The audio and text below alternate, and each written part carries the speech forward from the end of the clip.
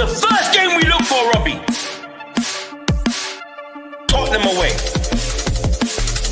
When we got Tottenham away.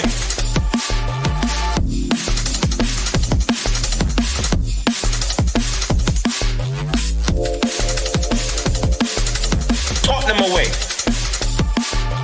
When we got Tottenham away.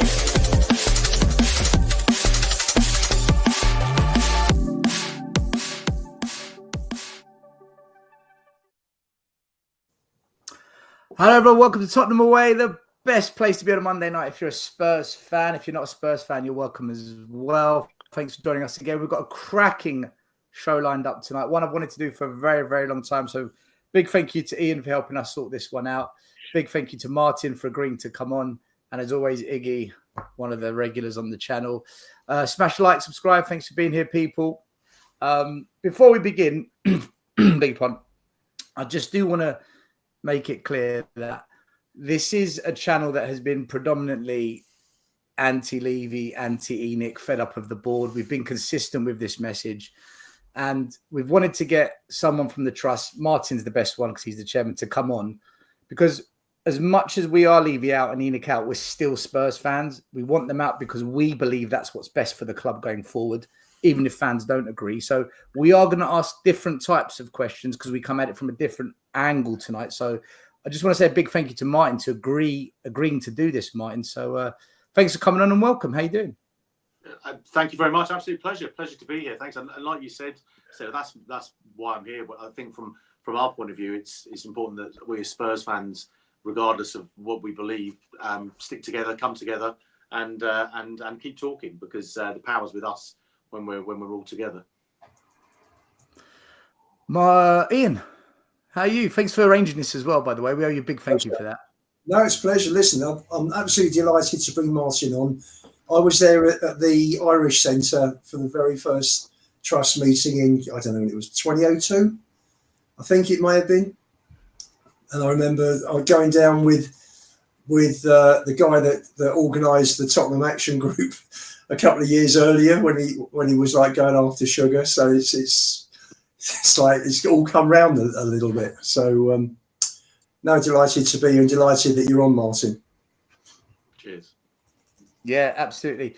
Iggy, I won't ask you about Italy or Vicario because we'll just end up having our own 1 hour argument. But how are you doing? I'm a bit bunged up, so apologies for the voice. Yeah, I'm fine. No, let's not talk about Italy and Vicario. But look, at the end of the day, he's getting in the neck by everyone, especially you. But you know, he's still one of our own. I still back my keeper. I still back him no matter what. So, what choice do we have? Foster? Is that a solution? No. Exactly. So lay off him still. He's a good shot stopper. Guys, thanks for being here. Smash like, subscribe, and let's get into it. So, Martin, the first question I wanted to ask you was just a little bit about your background and the trust before we get into some more in-depth questions about Levy, Enoch, and the board. But so, when was the trust founded, and what was its initial purpose? And since the launch of the trust, do you feel that it's become something different from what was originally intended because of the nature of Spurs becoming a more corporate entity and football as a whole becoming more corporate? What's your kind of thinking and position on that? It's interesting actually because when you look at the history of the trust and football movements, like Spurs fans have always been very good in terms of the sort of supporters movement side. We had the left on the shelf group that were formed in sort of Irving Scholars' late days when they were talking about knocking out the East Stand, the shelf, and putting in exec boxes, which sadly failed. And then on the back of that, I think in the 80s, we had the Tottenham Independent Supporters Association, late 80s, early 90s, when we were going through the potential Robert Maxwell takeover, things like that. So there's always been a good group behind that. And it was actually in 97, the then Labour government established the Football Task Force, which led to the formation of Supporters Direct, and that brought Supporters Trusts around. So that's what we had. And on the back of that, the Tottenham Hotspur Supporters Trust was formed in 2001. I think Ian was saying he went to one of the first meetings, which was way before my time. So that's where the trust was formed. We were established as the sort of independently elected members of a Spurs supporters group, which we are. We're independently and democratically elected, and we're the club see us as the representative voice of supporters. That's our job, if you like. A bit on me, I've been a Spurs fan since birth, 76. My dad was a Spurs fan. My father-in-law's a Spurs fan. My 3 kids are Spurs fans. They hate me for it. They didn't get a choice. So it's always been that way. But my whole family's Spurs. I love the club since I saw Glenn Hoddle in 1982. I was 6, and that was it. It was stuck with me. With the trust, I was working in comms and media. I was a newspaper editor in 2011-12. And it was when we first started to have that movement towards a new stadium. And I was writing columns about the current owners. They weren't very popular columns with the owners. And at that point, when I took voluntary redundancy from these newspapers, I think in 2014-15, and Cat and Martin were co-chairs, and they asked me if I wanted to join the trust, which I did, because I had 3 kids, as I said. I've still got 3 boys, and my fear was concessions in the new stadium for young fans. So that was my reason for joining the trust and then becoming a board member. And that was really how I came into it. I was almost thinking about how easy it would be for young fans to get tickets, as I was a father of 3. I went with my father-in-law, who no longer goes because he's been essentially priced out of the game. So yeah, that was why I got involved. And in terms of, are we still the same? We're membership focused. We get a lot of, so we do a membership survey every year, which pretty much sets our mandate, and that's where we take our lead from. So we're the same in essence as we always were. We take our lead from our members, and that can lead to us being popular and unpopular with different figures. Sometimes when we're too critical of the club ownership, we will have people who contact us and say, well, they like the owners and they like the business model and things like that. And then on the other hand, if we're not critical enough, we'll have people saying you should have gone in harder on this and that. So we try to do the best we can for the members, and we'll come on to this, I think in the last year, our relationship with the club has suffered quite significantly, or in my opinion, it has. And as a result, my priority as chair of the organisation has been to try and get a fractured fan base together as one, rather than I think the club relies on the fact that we've got a lot of issues within the fan base, and it splits us. And that's why I started talking to a whole range of other podcasts that perhaps 3 or 4 years ago we didn't speak to. So it's a way of trying to perhaps get the fan base together and to say we're not actually that different. I think we all agree that where we are as a club is not where we want to be, and what the owners are doing is not really what we want the owners to be doing. So Martin, you explained why you got into the trust involved, and you explained why it was set up and what it was about.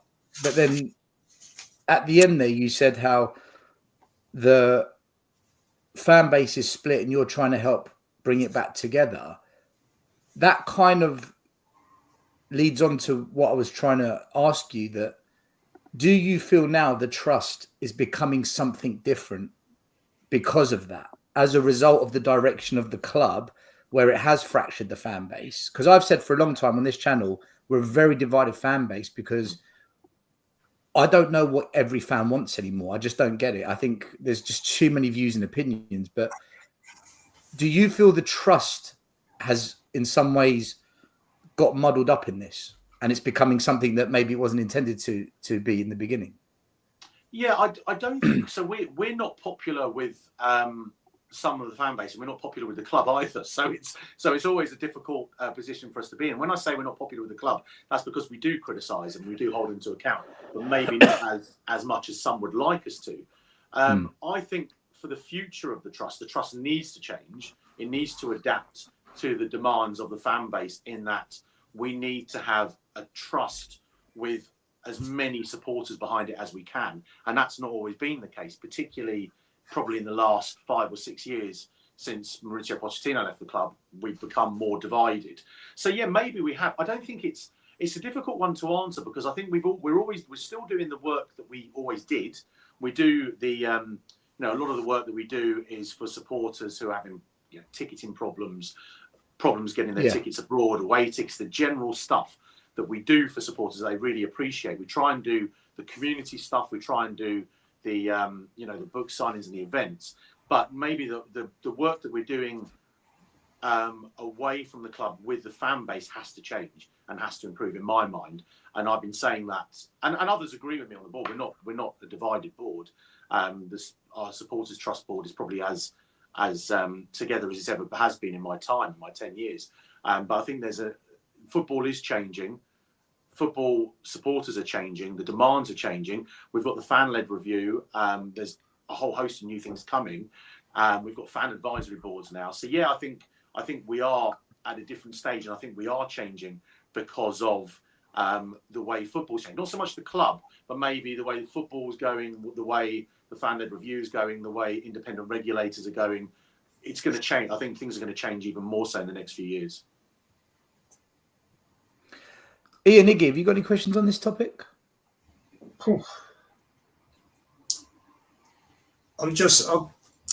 I've from where I've sat, Martin, it's always been, I've sort of listened, I've come to meetings, and when the trust first started, it was like, there'd be a meeting. I think it was quarterly, at the time, if my memory serves me correctly. And it was like, great, terrific. We've got fans actually going into the board. I think you said it was 2001. ENIC had just taken over. So we, obviously we're sitting here 23 years later, we can all be clever with hindsight, but we didn't know then. For me, I've always felt that Levy looks down on the fans. That's for me, and I'll just tell the story that I've told people on Stell's show before. I went to an AGM as a shareholder in 2006 or 2007. We'd never been in the Champions League. My season ticket price for the following season went up from 760 to 1200.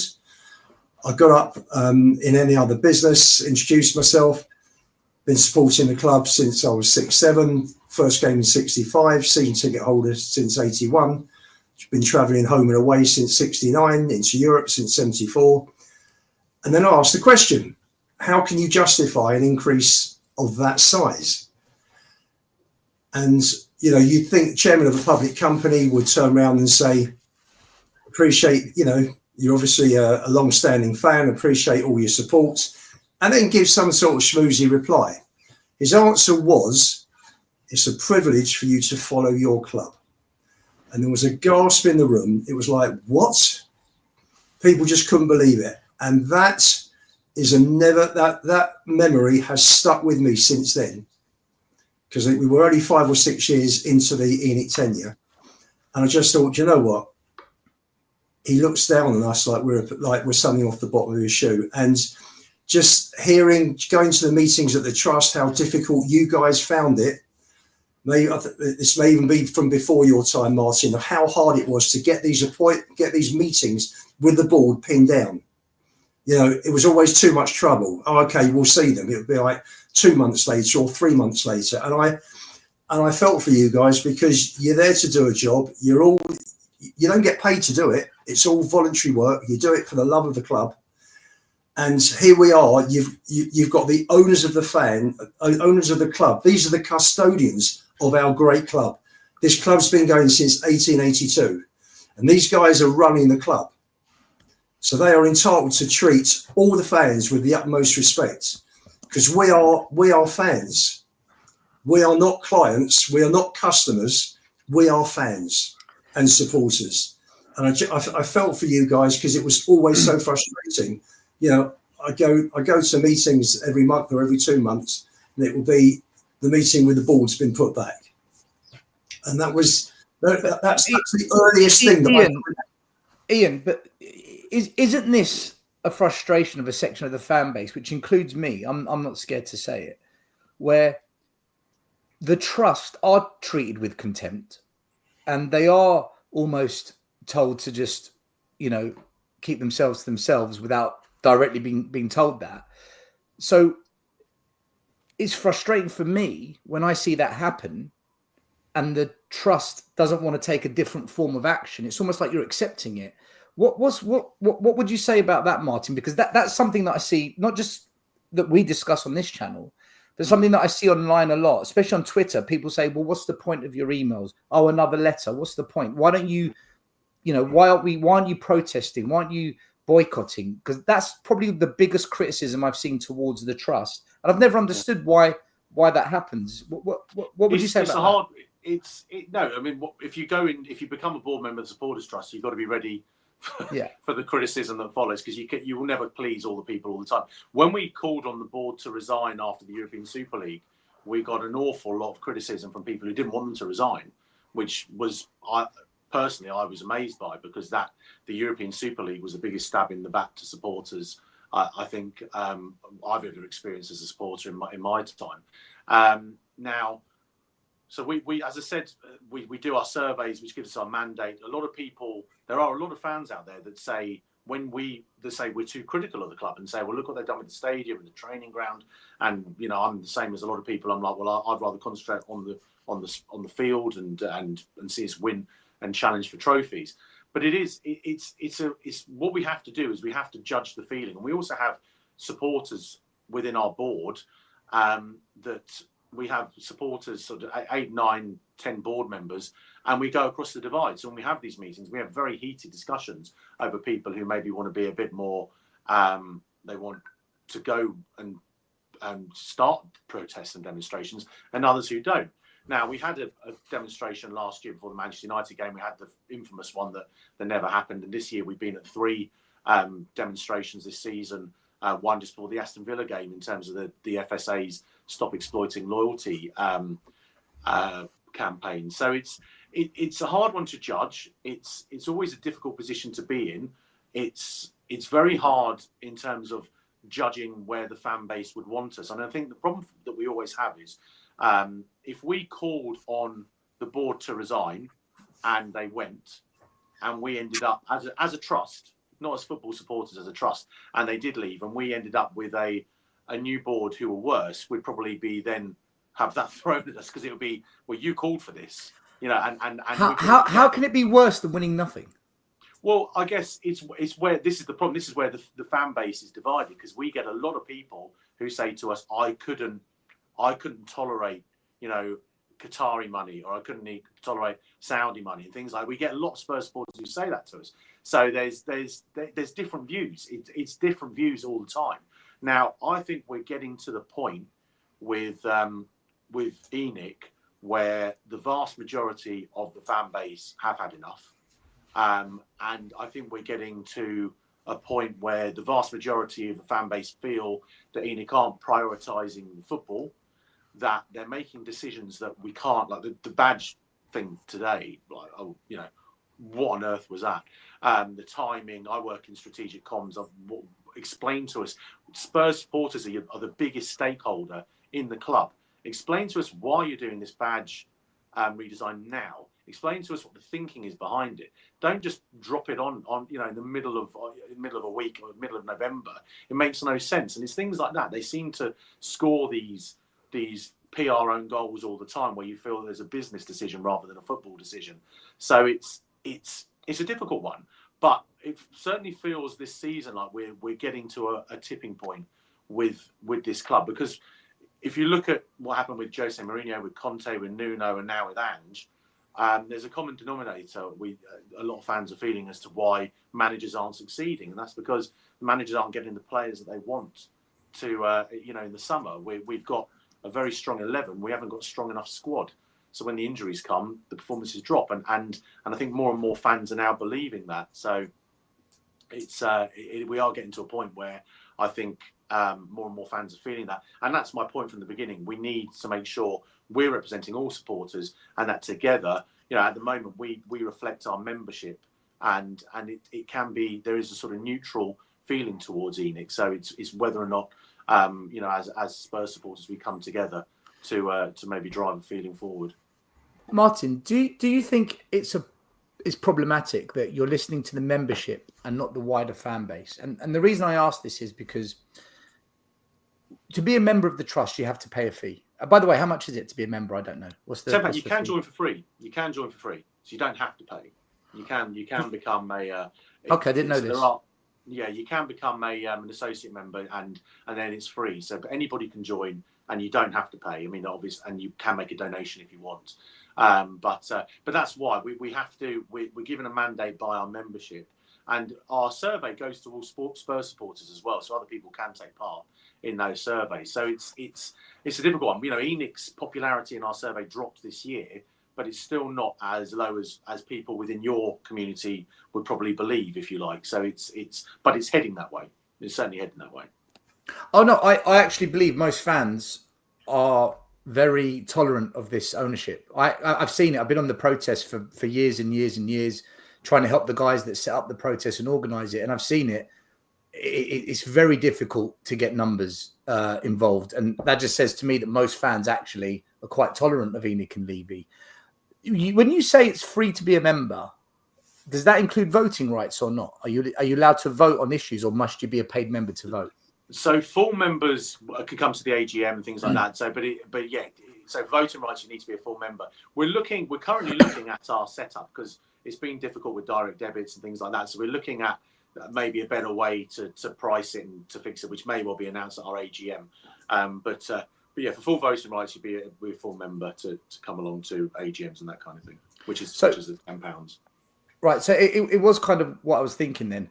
So if fans need to pay to have a vote on matters that you guys decide to do in terms of which direction you want to go, course of action, board members, is it not therefore a case where the trust is somewhat exclusive, not inclusive? It's inclusive as in the sense of anyone's allowed to pay to join to have votes, but unless you pay, you don't get a vote, so you don't really get a say. Therefore, do you think one of the challenges and essentially a problem that the trust has got is that you're almost not a closed shop, but you're an exclusive group. Therefore, you're not really gauging what most fans might be thinking. The full membership is just to attend the AGM.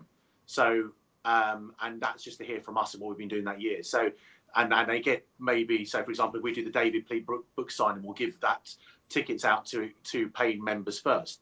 But as an associate member who's not paid, you can contact us about anything. You can vote in our survey. You can take part in everything. So your voice will be heard as much as anyone else's. So it's when you said voting rights, I thought that was just for the AGM, i.e., to vote for elected officials, that kind of thing. So it's in terms of actually being a member, you've got as much rights as anybody. You can come along. You can become a member. Okay, for free, I didn't know this. And you can be involved in movements. Yeah, and the thing is, the bottom line is we're Spurs fans. That's all. We're just Spurs fans. People, I see it on Twitter all the time. Oh, they don't want to put their hands above the parapet because they don't want to lose their privileges. We get no privileges. Believe me. All we get is normally abuse on social media, which is fine. We've got thick skin. Don't mind that. And other things. But there are no privileges involved for being a supporters trust board member. We get nothing. What did I get? Maybe I got to see the stadium a year before it opened, got walked around it so we could sort of advise members how it was coming along and things like that. But it really, I can't think of anything else that I've been given, but not been given anything by the club for being a Spurs board member for 10 years. We don't get anything.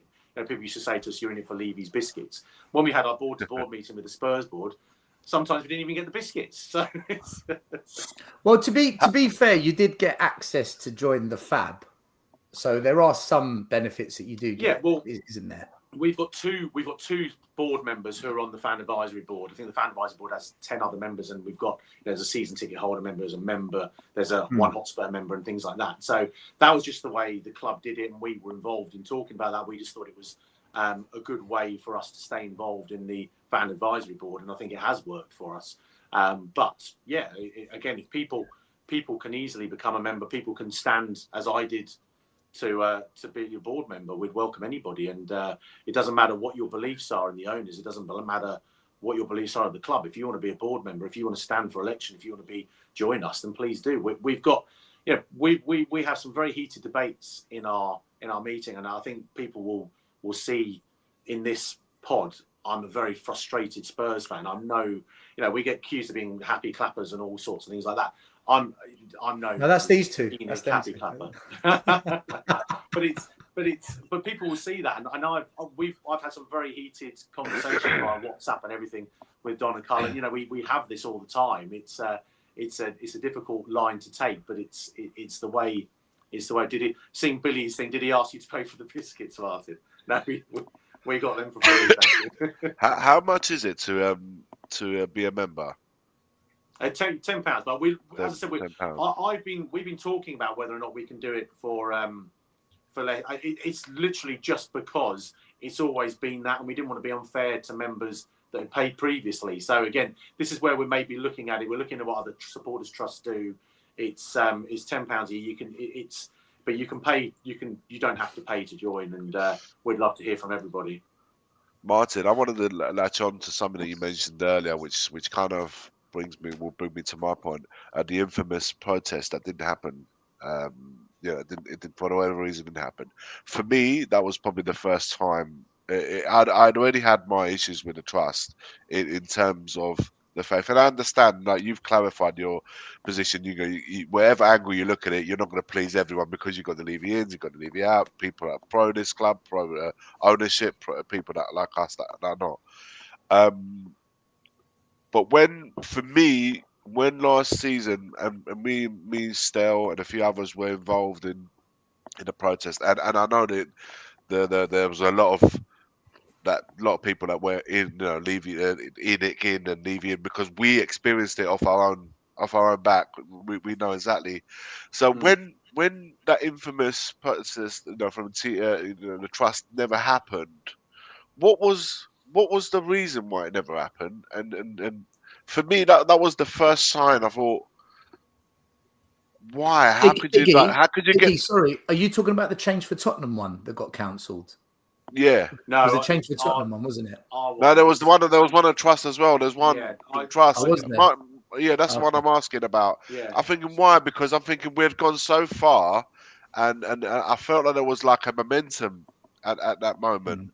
And I just felt like to then pull away. What happened? I just want to give you an opportunity, Martin, to not just for me and for Stowe and for everyone that's following tonight. What happened towards that? Why did it not go ahead, or why did it pull away from it? We and this is the thing. So we had the Manchester United, the protest before the Man United game, which was brilliant. It was very well attended. I was there. Yeah, absolutely. And we had the tannoy, and it went very well. We learned something really that we probably went in too hot-headed for the second one because it was the next home game. We just said, let's just do it again. And what actually happened was it's a really boring story. It's probably my lowest point as a board member. It was horrible. As I said to you, I work in comms. I knew the optics. As soon as it didn't happen, I knew it was coming our way. It was horrible. It was on the day we had people who were away on holiday. We didn't have the manpower to do it. We then had people who really, it's very boring, so who fell ill. And we had the banners at someone's house. They couldn't get to the ground with the banners. And on the day, I was getting WhatsApp from people saying, let's just cancel. I was saying, don't cancel. You cannot cancel. I said, just get me. I was there. I said, just get me a banner. I'll stand on my own. I had my sons with me. I'll stand there with the banner. And that's the protest. It's done. We had the Stop Exploiting Loyalty hashtag. We had the other sort of hashtags about ticketing prices. That's all we needed. We couldn't get the banner to me in time. And essentially that's what happened. It just didn't happen because with the banner, people would have seen us and whatever else. It was a shame. It was horrible. And that's why the last three games have been really good because we've attended demonstrations. We did a demonstration with Save Our Seniors before the West Ham game. We did a demonstration with the FSA, Stop Exploiting Loyalty, before the Palace game, and we did our own demonstration before the Villa game with the big banner. Yeah. So it's nice to be able to do those things. It's a difficult one, but again, when we did the first demonstration, some people were critical, and I know, I'm looking at the comments coming in here, and I understand, and I'll answer some of them. I'm happy to take them, but we also got people saying we're members saying we're leaving the trust because you've done a demonstration against the club ownership now, and that again just illustrates the problem that we have, but also the problem that we as Spurs fans have, that our fan base is so fractured. Like Billy there, cancelling was worse than you could have done. we didn't cancel. I was there. I made, and I agree. If we'd cancelled, it would have been looked awful. People have gone. I'm not going to draw. I don't want to blame people. People left. There are people that I felt could have done more to get the banners to us, and it could have happened. I don't really know why it didn't happen. But I knew as soon as it happened, it was an absolute shambles, and if I can say, a shit show. Yeah. And I knew we'd have to face it for a year, and we have. That's a very Tottenham thing, though, isn't it? I have to say this. I know it sounds horrible to say, but it's a very Tottenham thing because you see up and down the country with other clubs, and with Newcastle have had a history, Liverpool, United themselves with the Glazers, and so on. That for me epitomizes us as a club first and foremost, and just generally as a setup. It's like a divide and conquer, and then this is something that for me it comes from the very ownership. They're quite happy to have it because they're part. Imagine if we had a Tottenham setup where it just kind of unified and we're able to take to take appropriate action against this. Like I said, I understand that not everybody is for that action. You probably get, for every action, you'll get probably the ones that will defend this ownership as well. So I totally and utterly get it. But even so, even in terms of protesting, it's very we're divisive in everything. Can I just say, we had the demo before. So I've got an iPad on. It keeps on falling back. I shouldn't have done it on the iPad. But we had the before the Villa game. We highlighted it on social media. We were holding a demonstration by the corner pin, and not many people turned up. And again, that's the problem. There's sometimes there's a lot of people on social media that want to say a lot. There's a lot of people on podcasts that will say a lot. But when we say come and join us, they don't want to be not necessarily don't want to be seen with us. Some probably don't. But if people join us, if we had numbers at one of these at one of the demonstrations that we've done 3 this season, then it would be a lot stronger to show for it. Now, people might say they didn't know about it, but it's all over our social media, and that's why we say if people pay a bit more attention to what we're doing, a lot of the time we'll fire some stuff up on social media and just get views. No one's really reading what we're actually saying, and that's probably the hardest part of what we do sometimes. Martin, you see, I take a bit of an issue with this one, and not directly you, but I just, this is a bit of a tough one for me because I was quite heavily invested in the protest. There's guys that have been organising, taking banners from storage, setting them up early, packing them up, putting them back in storage so they can go and watch the game because they're still Spurs fans. These guys have been consistent and organised for years and years and years. And then, I was just a supporter of what they were doing. And because I had a YouTube channel, I tried to promote it. Everything you've described, people on social media saying they're going to come, they don't turn up. We've been through that. Brian Daigle, he was outside the training ground protesting as well. People said that they were going to come, they didn't turn up. We've been through all of that. But when Iggy mentioned that we were building momentum, and then it travelled into the stadium, and we were part of helping with the Levy out, ENIC out balloons that got onto the pitch. It made the media, the Levy out chants began. It made it uncomfortable for the chairman and the board. And the momentum was building to say enough is enough. The trust never got on board with that. They never backed it at any stage. And I get what you're saying. You're trying to please this person. You're trying to please that person. So in some regards, is the trust not a hindrance then? Because it doesn't know what it wants. The members don't know what they want. You as a trust are divided.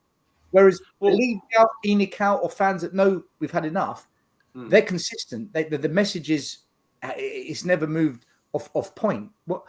Because I find this a bit of a difficult one without trying to put you under a bus. That's not what I'm trying to do here. But I just want to answer one question that was going up. People saying if people threaten to leave because they don't get their way, that's hardly diplomatic. I'm not talking about trust board members there. I was talking about just members who said they didn't support what we were doing. That was the point I was making.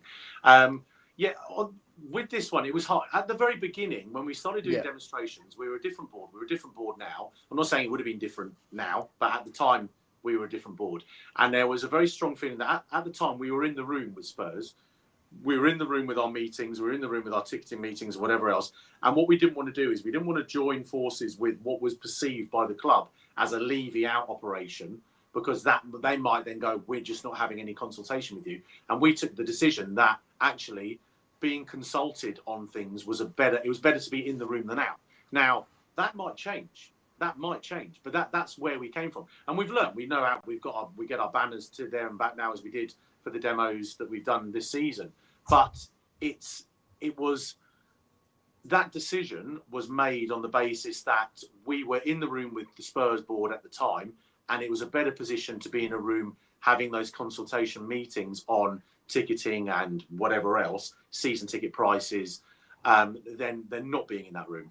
And only hindsight tells us if we're right or wrong, and we'll find out. But we get a lot of people who come to us. When we had a meeting on season tickets 2 years ago, and we got 0% increase following direct meetings with us, and we had a lot of people who came to us and said thank you, because I wasn't going to be able to go this season if there was any increase. And obviously then this year the 6% increase came. So it's always moving. Everything changes.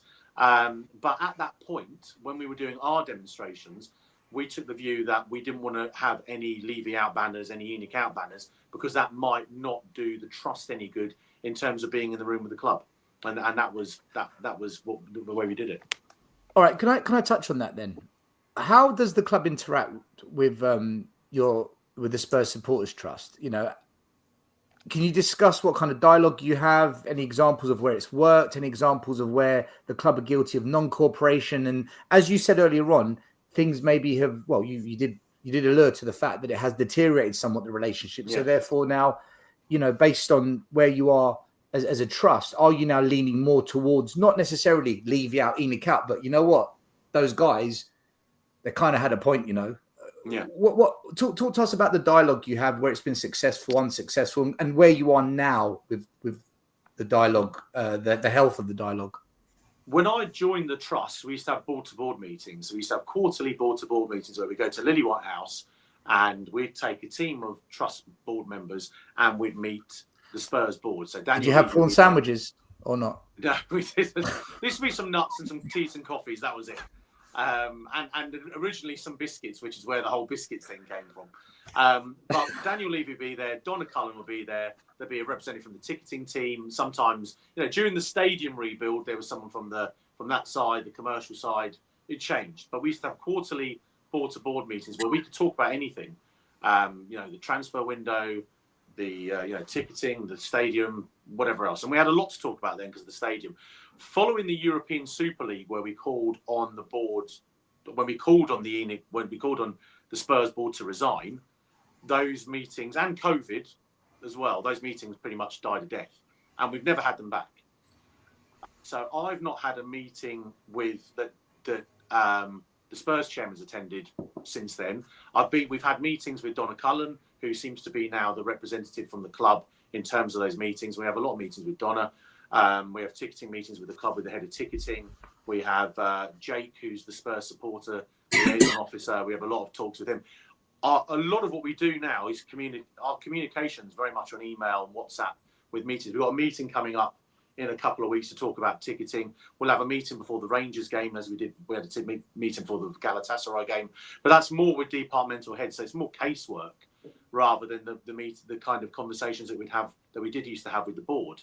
And that's come about because our relationship isn't as strong as it was, because we have come out and criticised the Spurs. But I've been on Brian Daigle's Tottenham on Tour podcast, and I've criticised the board there. And on other streams, I've criticised them on social media, criticised them on Sky Sports. So we are at a point where our relationship is not as strong as it was. We as a board are talking about that. Someone just asked there, were we consulted about the badge? No, we weren't. We didn't know anything about the badge. This is the thing, Martin. They do things and they continue to do things. And as far as I'm concerned, as long as I can remember, they still do things with complete and utter disregard for anything and anyone. There's no dialogue in any kind. You just mentioned now that it's got, the dialogue's got even less now. But the thing about the badge, the concession, how they dealt with the elderly, the long-term fans have been supporting this club for 50 years, how they've been treated. the Roma game, you know, how they've put the prices up for that. You know, it's just the way of the club, and how it comes across to me, and I feel this as a fan, so I can't imagine the trust is going to be any different. They have a total and utter disregard, and I don't think they take anything and anyone seriously, or feel like they should. I think you mentioned earlier, I don't.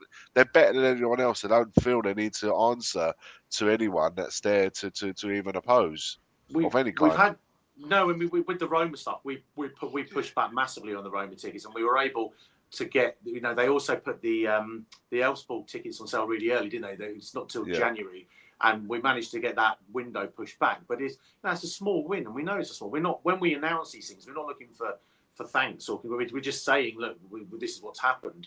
But the Roma game at Category C, nonsense. The badge stuff, you know, that's why I wore this shirt. I was saying before, I wore this shirt because it's a proper bloody Spurs badge, you know, and it's from the era that I remember, you know, and you know, if they'd asked me what my thoughts were on the badge, I'd be like, yeah, let's go back to the good badges with our logo on it. You know, The badge today was just an utter nonsense. It's just come out of nowhere. And, again, why do it in the middle of November? Why not do it in the closed season? It makes me think there's something commercial behind it.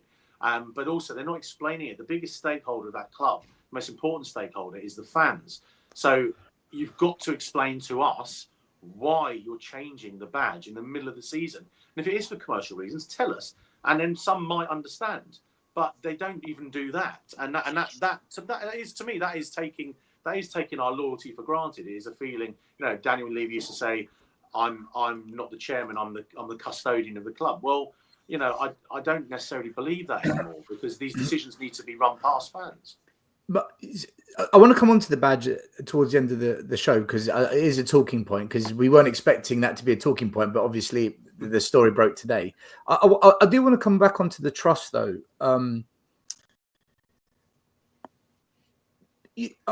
My perception, Martin, of the trust, and I speak on behalf of myself now, I don't represent anyone when I say this. I think when it comes to ticketing issues and trying to fight them, I think you guys do a great job. And I've said that on this channel many times. When it comes to the ticketing matters and trying to stand by the fans, I think you guys do an excellent job.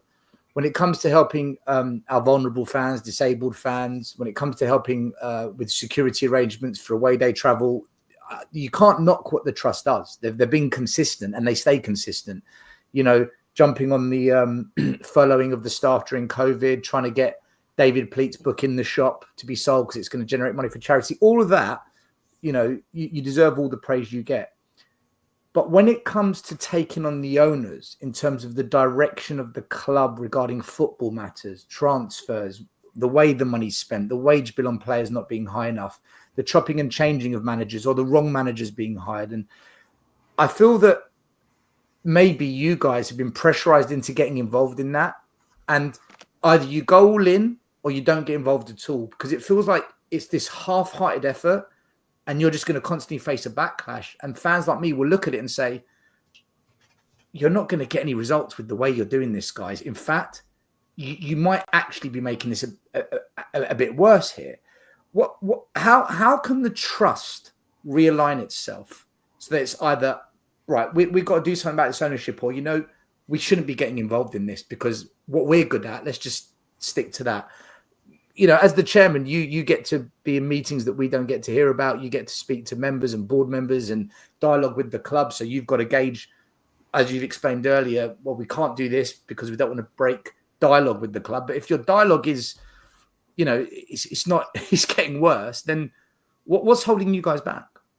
Well, so first of all, when I first joined the trust and when the trust formed, the decision was made, and it was, I think, across, as I spoke to you about Supporters Trust being formed, it was done on the basis that Supporters Trust wouldn't really get involved in on-field matters, i.e. you won't tell the manager he's picking the wrong left back or blah, blah, blah, because you descend into absolute nonsense. So we tended to stay away from on-field matters. And then we used to have these board-to-board meetings. I remember asking Daniel Levy about the Jack Grealish transfer that never happened, and you know, all the kind of nonsense that went before, you know, when the Aston Villa would have sold him for 15 million, we were offering 12.5. Then they got taken over in that summer, and we're offering 20 when they would have accepted 15. You know, the real sort of illogical idea of how our transfers work. So we've started to get more involved in on the pitch, on the field matters. We do have conversations with the club. We do have these conversations. I think the problem. So at the moment we've always tried to be diplomatic, because when you're a supporters trust board, when we're democratically elected, we're recognised by the Spurs board as the democratically elected Spurs, the voice of Spurs supporters. So we have to, at some point, we have to be diplomatic. We can't just go in all the time and just start shouting. We have to do things in a certain way, or we try to. Now, if that's not working, then maybe we'll try something different. You know, see Jimmy Hotspur's there. What's the tipping point for the trust? You know, that might be coming, because I'm very frustrated with, you know, I've maybe in the past wanted us to be a bit more on the front foot on certain things, and there are others who maybe wanted us to be a bit more diplomatic, and that's fine. That's why we're a board, that we discuss these things.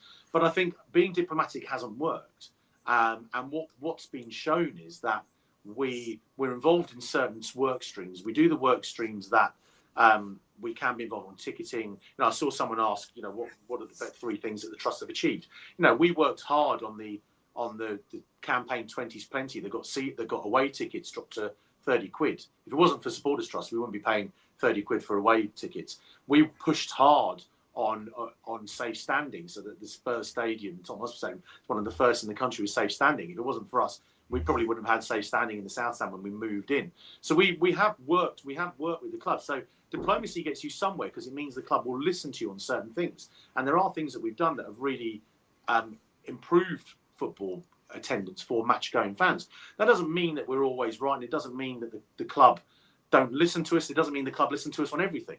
So it's really picking your battles, and it's really looking at the bigger picture sometimes. Now, for us, the senior citizen hike, the season ticket hike, the lack of concessions in the stadium, the lack of what is perceived to be not much thought of on the playing side, that does look like it's leading to a tipping point for Spurs supporters everywhere. So that might come. It may well come, and we're talking about that all the time. But away fans as well, away tickets.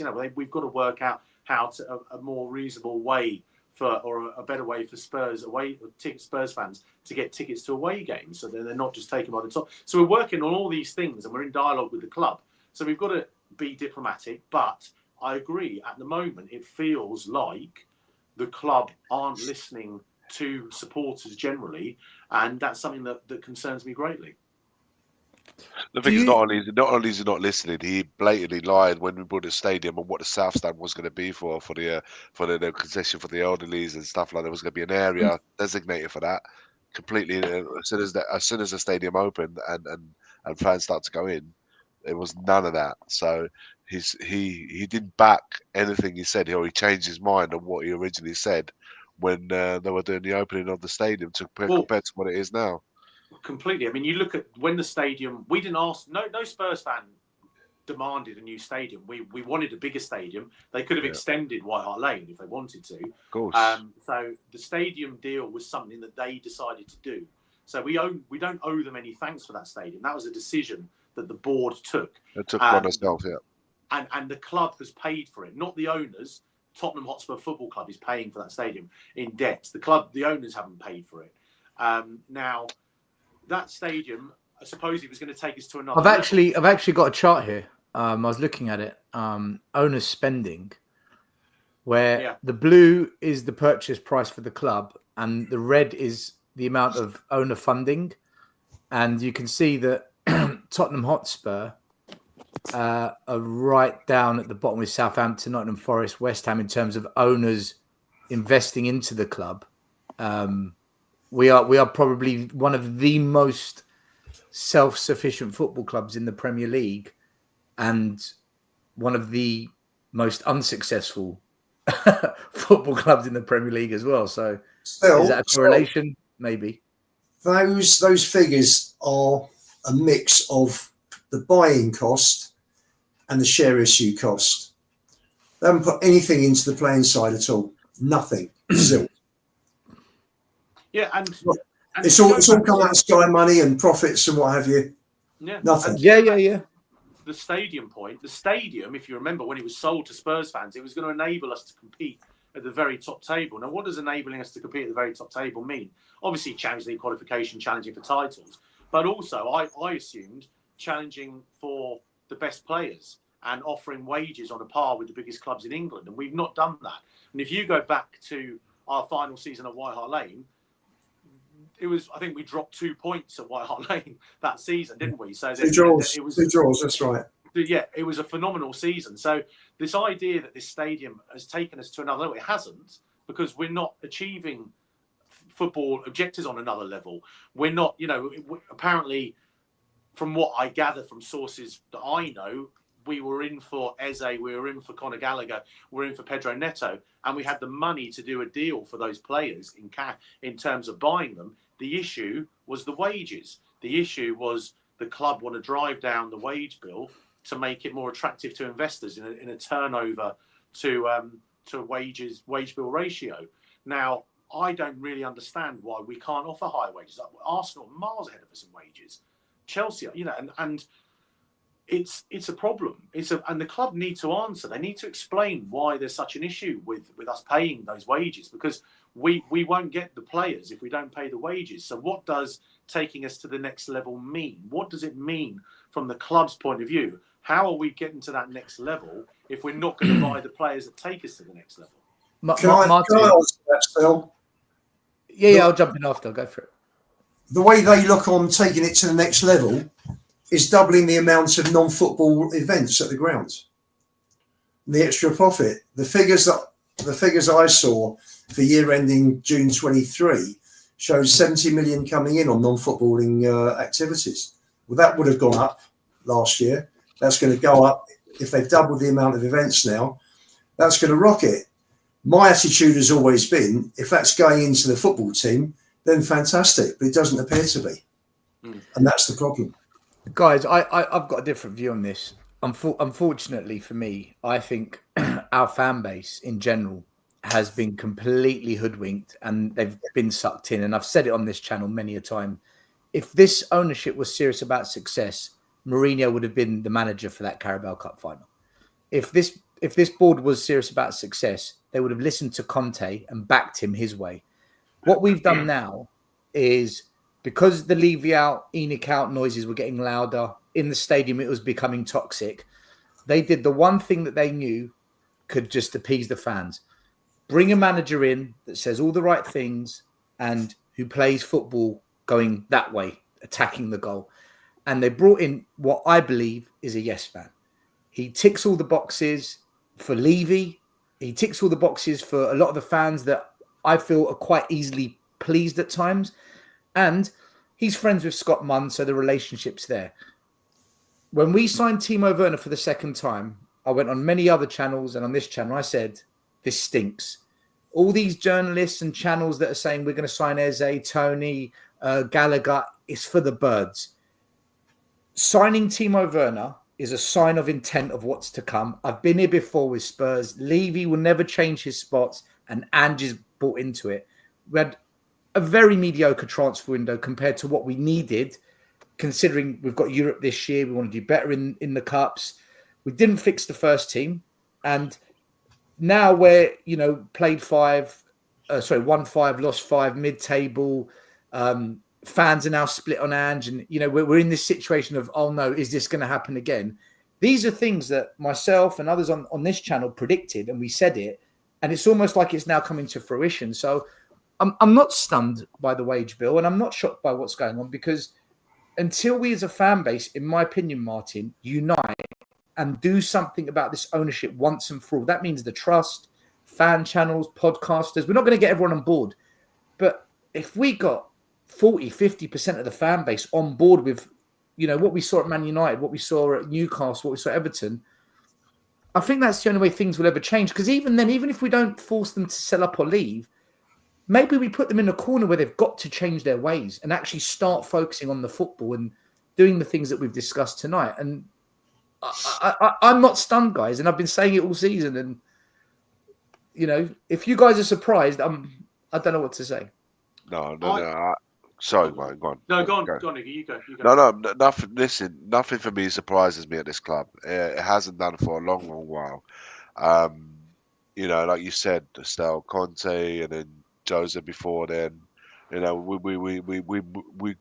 We as a setup move like the wind. We go from one side to the other. It's like a pendulum. It just keeps going left and right, and it's tough because we've been so close to Underwood Pochettino. We need after 2019, where if you remember we was neck and neck, not neck and neck with Liverpool in terms of like the project. We was there. We were beating them, Diggy. We were beating them at Wembley 4-1. And then 2019, you saw Liverpool take one direction, and we took a completely different one. And I think when even after the comments of Pochettino, this team needs a total rebuild. Here we are, 4 or 5 years on, we're still having to do that same movement. So for me, and I think there's an element of the fan base who are scared of change. I think they're scared because they bring the old the old chairman up, from the 80s and 90s. Look how we was. They're worried there. Irving Scholar's cousin's going to take over the club. So you think right now we're more powerful, more sustainable compared to that ownership. Even though that ownership probably want more in terms of trophies, but more trophies at the club than this one here. So we can never find a middle point where we can all say, do you know what? No, this is like, even though we don't always agree with everything, which is fine, but have a point of meet where say, what is your tipping point? I think that question was asked earlier on by Jimmy. What is the tipping point for the trust? The tipping point for everyone. What is it going to be? Because every time I feel, and I said this after where it was for me last season, and when the protest didn't come together and the Man United thing, for me, I was already there. When everything kind of just died down and momentum was lost, I thought, you know what, nothing's ever going to change at this club, and I've been of that mindset ever since, and that's where I'm at. Because a lot of our fans blamed Conte, they blamed him, and they blamed Mourinho, and they just didn't take a step back and say, hold on, what's going on here? And then you see this transfer window in the summer. That's classic Levy-nomics, right there. Do you know what? Drop the wage bill, bring in lots of kids, hope it all works. What I would say to everyone is like, and we're paying the highest prices in English football from the post-match Southampton game that Conte spoke and told us everything. What has changed since? Has anything moved since? Do you know what? That post interview, you can put it today, and it's as relevant today, right now, as it was when he did it. Nothing changed. You can play that same post-match conference in 2 years, 3 years time, and it will still be relatable as it was to the day that he came out. Yeah. So that's to me, that's the saddest thing, because we should be moving away from that Conte's interview. But I feel like we can play that interview in 5 years' time, and we'll still think we ain't done shit since. Iggy, I don't think we have changed direction. When Liverpool went one way, I think the club, the owners have never changed direction. It's been profit only, and Poch nearly pulled off a miracle. Yeah. Yeah, my biggest crux of this club has always been one. We don't have a spokesman at this club. No one ever speaks on behalf of the club. You have normally a director or a club president, as they call him in Europe, and you have a director of sport, or you have the director of football. You have somebody outside of the manager that speaks to the club, that keeps everyone aligned, whether you agree with them or not, they tell you what's going on in the club. They tell you that they're going to make a new club badge. They do this thing. They don't just. With Tottenham Hotspur, there's nothing. If you remember the press conferences, Poch used to cover Levy, and then Jose and Conte turned around and openly said, "We shouldn't be answering these sort of questions. Yeah. There should be somebody from the club answering them." But that's never been the way. So Levy then covers himself by bringing Scott Munn in. Yeah, Scott Munn's not a football person. I mean, he may be very talented in his field, but he's not a football person, and we need a football person. There's no one at the top who knows and understands football. The communication. That's the biggest problem we've had for the last 23 years, nearly 24. The communication at the club is awful. I remember when Conte went and they got Paratici out on TV, and then the next day he was banned from world football. Literally, only Spurs could do that. It was utterly shambolic, utterly ridiculous that you've got a director of football who's banned from football the day after you've wheeled him out onto Sky Sports, and they must have known it was coming. It was utter nonsense. And the thing is, I agree with what you were saying, Stoke. You look back. You could go back to Martin Yole's days. Martin Yole, when he was sacked, that was awful. We were all in the ground knowing he was going to get sacked. You go back to Tim Sherwood. Tim Sherwood's interview saying, yeah, all they do in this club is talk about top four. Like, there's bigger things to football. One day Ramos, I can't win anything here because it went on and on. Pochettino, we've got a lovely house, but I need better furniture. Conte's outburst. And I didn't really want Conte appointed, if I'm honest. I wasn't a fan of Conte's, but I don't believe he failed because he wasn't a good enough manager. I believe he failed because he wasn't backed in the transfer. He didn't get the players he wanted. And the same is happening now with Ange. If Ange wants Pedro Neto. He didn't necessarily want Timo Werner. Now, when I'm in the ground, I stick up for Timo Werner because I don't blame him. Timo Werner didn't sign himself. We signed him, and he's still a human being. Cool. So I'll still support him if you're playing for Spurs. If you're playing for Spurs, I'll always support you. But same thing. We must be the only football club in the Premier League with 3 centre-backs. I can't think of any other club. Ben Davies, I love Ben Davies. He's a servant. He's not a centre-back. He's a centre-back maybe in a 3. He's not a left-sided centre-back, and he shouldn't be played there. Arsenal got Calafiori, who can play left-back and left centre-back. Ben White, who can play right-back, right centre-back. Us playing Ben Davies there is like them playing Zinchenko there. It shows the massive gaps in our squad, and it's happened time and time again. We talked about the Liverpool game, beaten 4-1. Then a year later, we're losing to the Champions League final because we didn't invest. And some of this stadium money, if you'd said to Spurs fans, would you rather invest it in the squad and redevelop White Hart Lane or put it all in the stadium? I know what the vast majority of people would have said. The biggest thing for me is Tottenham is always seen, and I think it's rightly so, they're seen as a stepping stone. They don't see it as a point of arrival. They see it as a stepping stone to go on to better things. You've got to look at all our players that's happened. You mentioned Kane, Modric and Bale, and the list goes on. And you think Van der Ven and Romero, you think these guys are not using Tottenham as a stepping stone to spring themselves to a next move in the Premier League or abroad. And that, for me, is the frustration thing, because we've been in a situation at this club where we were 2-3 top players away to kick on and do much better things, certainly to do a lot better than what we've done over the years, and for one reason or another, and it's been done. The thing is, it's rinse and repeat year after year. Iggy, us as fans, we tolerate it. Okay, we were told a £1 billion stadium, game changer. We're now going to compete with the best financially. We've got the powers, complying with FFP, blah blah blah. I'm sorry. War chest. There is the war chest. Under no circumstances does all of that mean we have Ben Davies and Timo Werner and others like that in a squad that is serious about challenging for honours. I mean, you guys can praise them for being servants and loyal, great. From a footballing perspective, they would never start for Pochettino or Harry Redknapp's starting 11. And the fact they're still here, and we're signing some players of the fact that we've signed Timo Werner for another year, it beggars belief how as a fan base he's a backup player. He'll be useful. I don't get it. My view's always been with players, they don't sign themselves. The club signs them, and you might get some players. Ben Davies has been at the club for 10 years and he's been a loyal servant, so he's got my respect. I don't want to see him playing at left centre back. But that's another thing. Timo Werner, we've decided to sign him. We decided as a club, Tanguy Ndombele was worth £65 million. We decided that Lo Celso is worth 40 and Davinson Sanchez and Moussa Sissoko is worth 30. It's not their fault.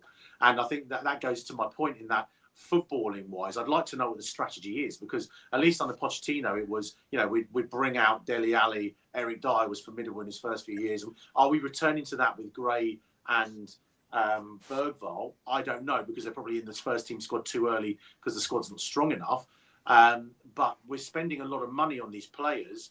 There's no criticism. We are spending the money, but we're getting players in who are seemingly coming on a cheaper wage, which seems to be a strategy. Now, if you have that strategy, you're not going to win. You're not going to challenge.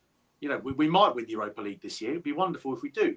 But from a challenging point of view, that these Archie Gray, with the greatest respect, he's not going to be playing left back for Arsenal or Chelsea or Liverpool. We don't talk about Archie Gray on this channel. It's a very, very delicate subject. I love him, but he's not going to play left back, is he? You know, just to spend 30 million on a holding, defensive midfielder to then use him as a fullback.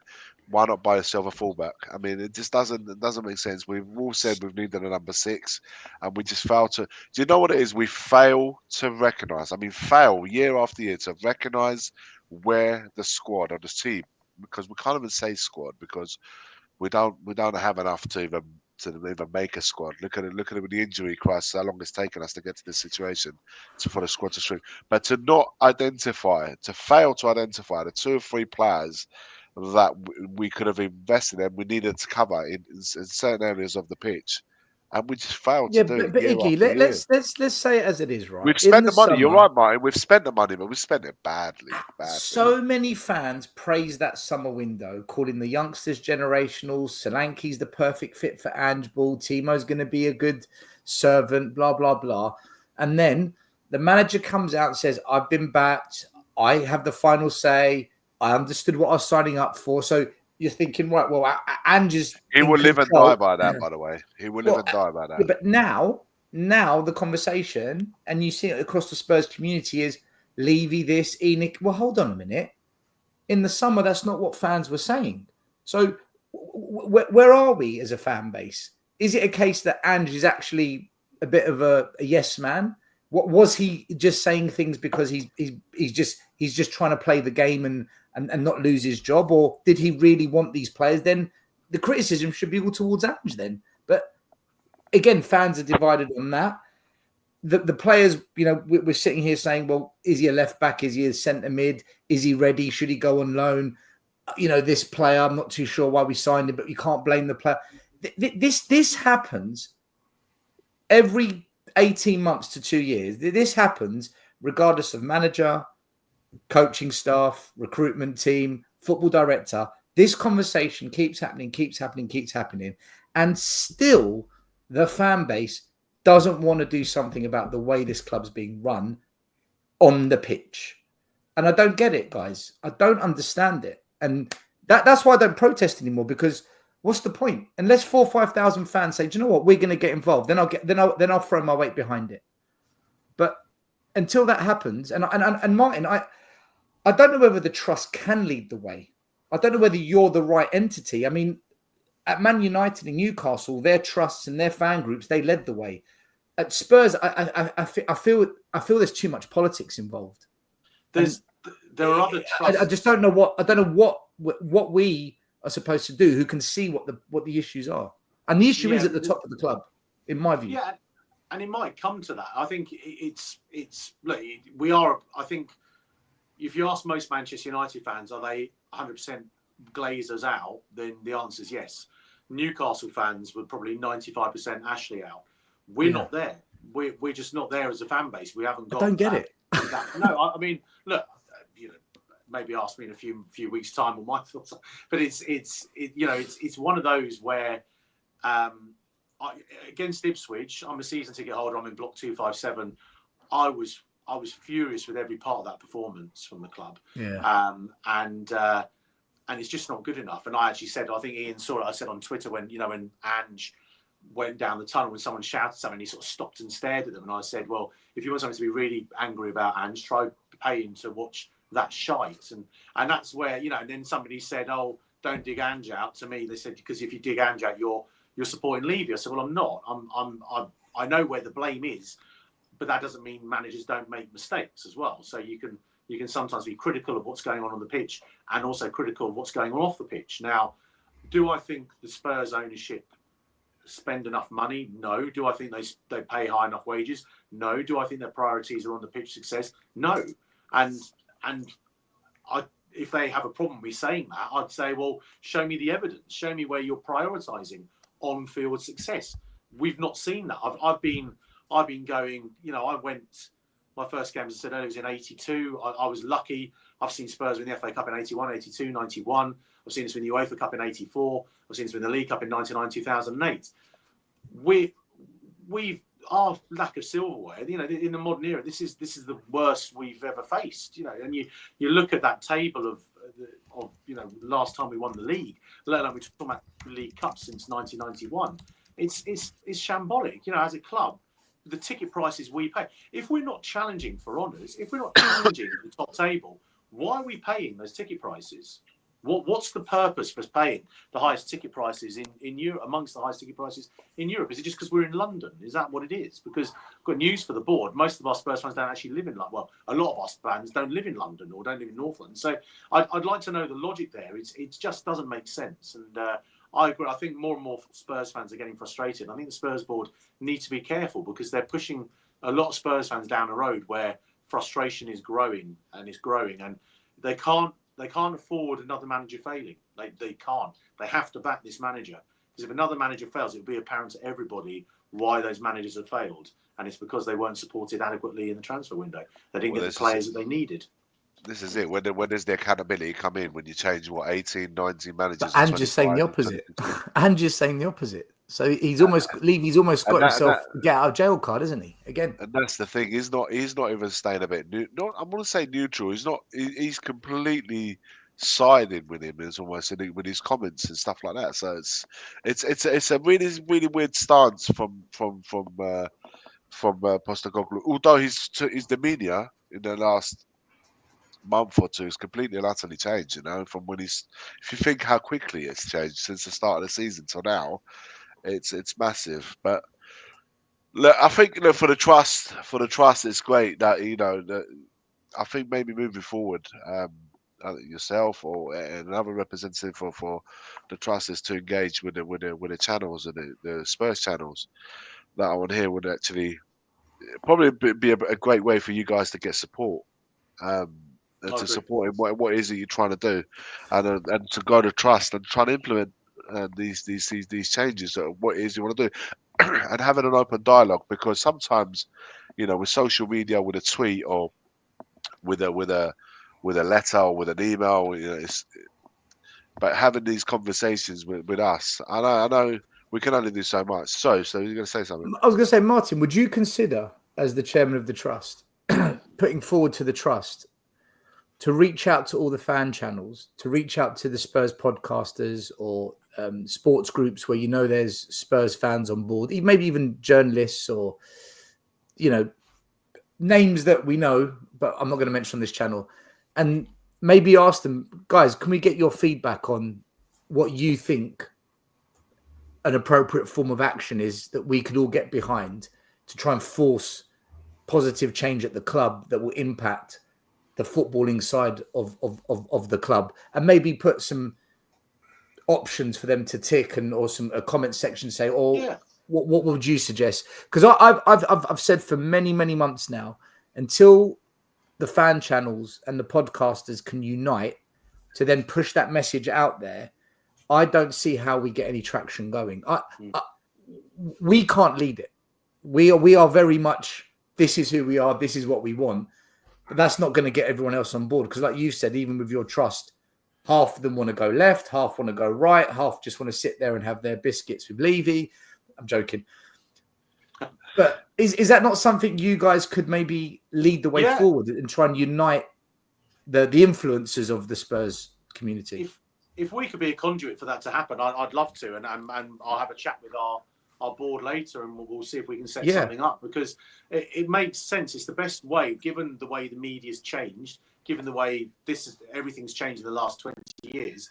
It's the easiest way for us to achieve, getting a maximum audience together, so we can see what Spurs fans actually want.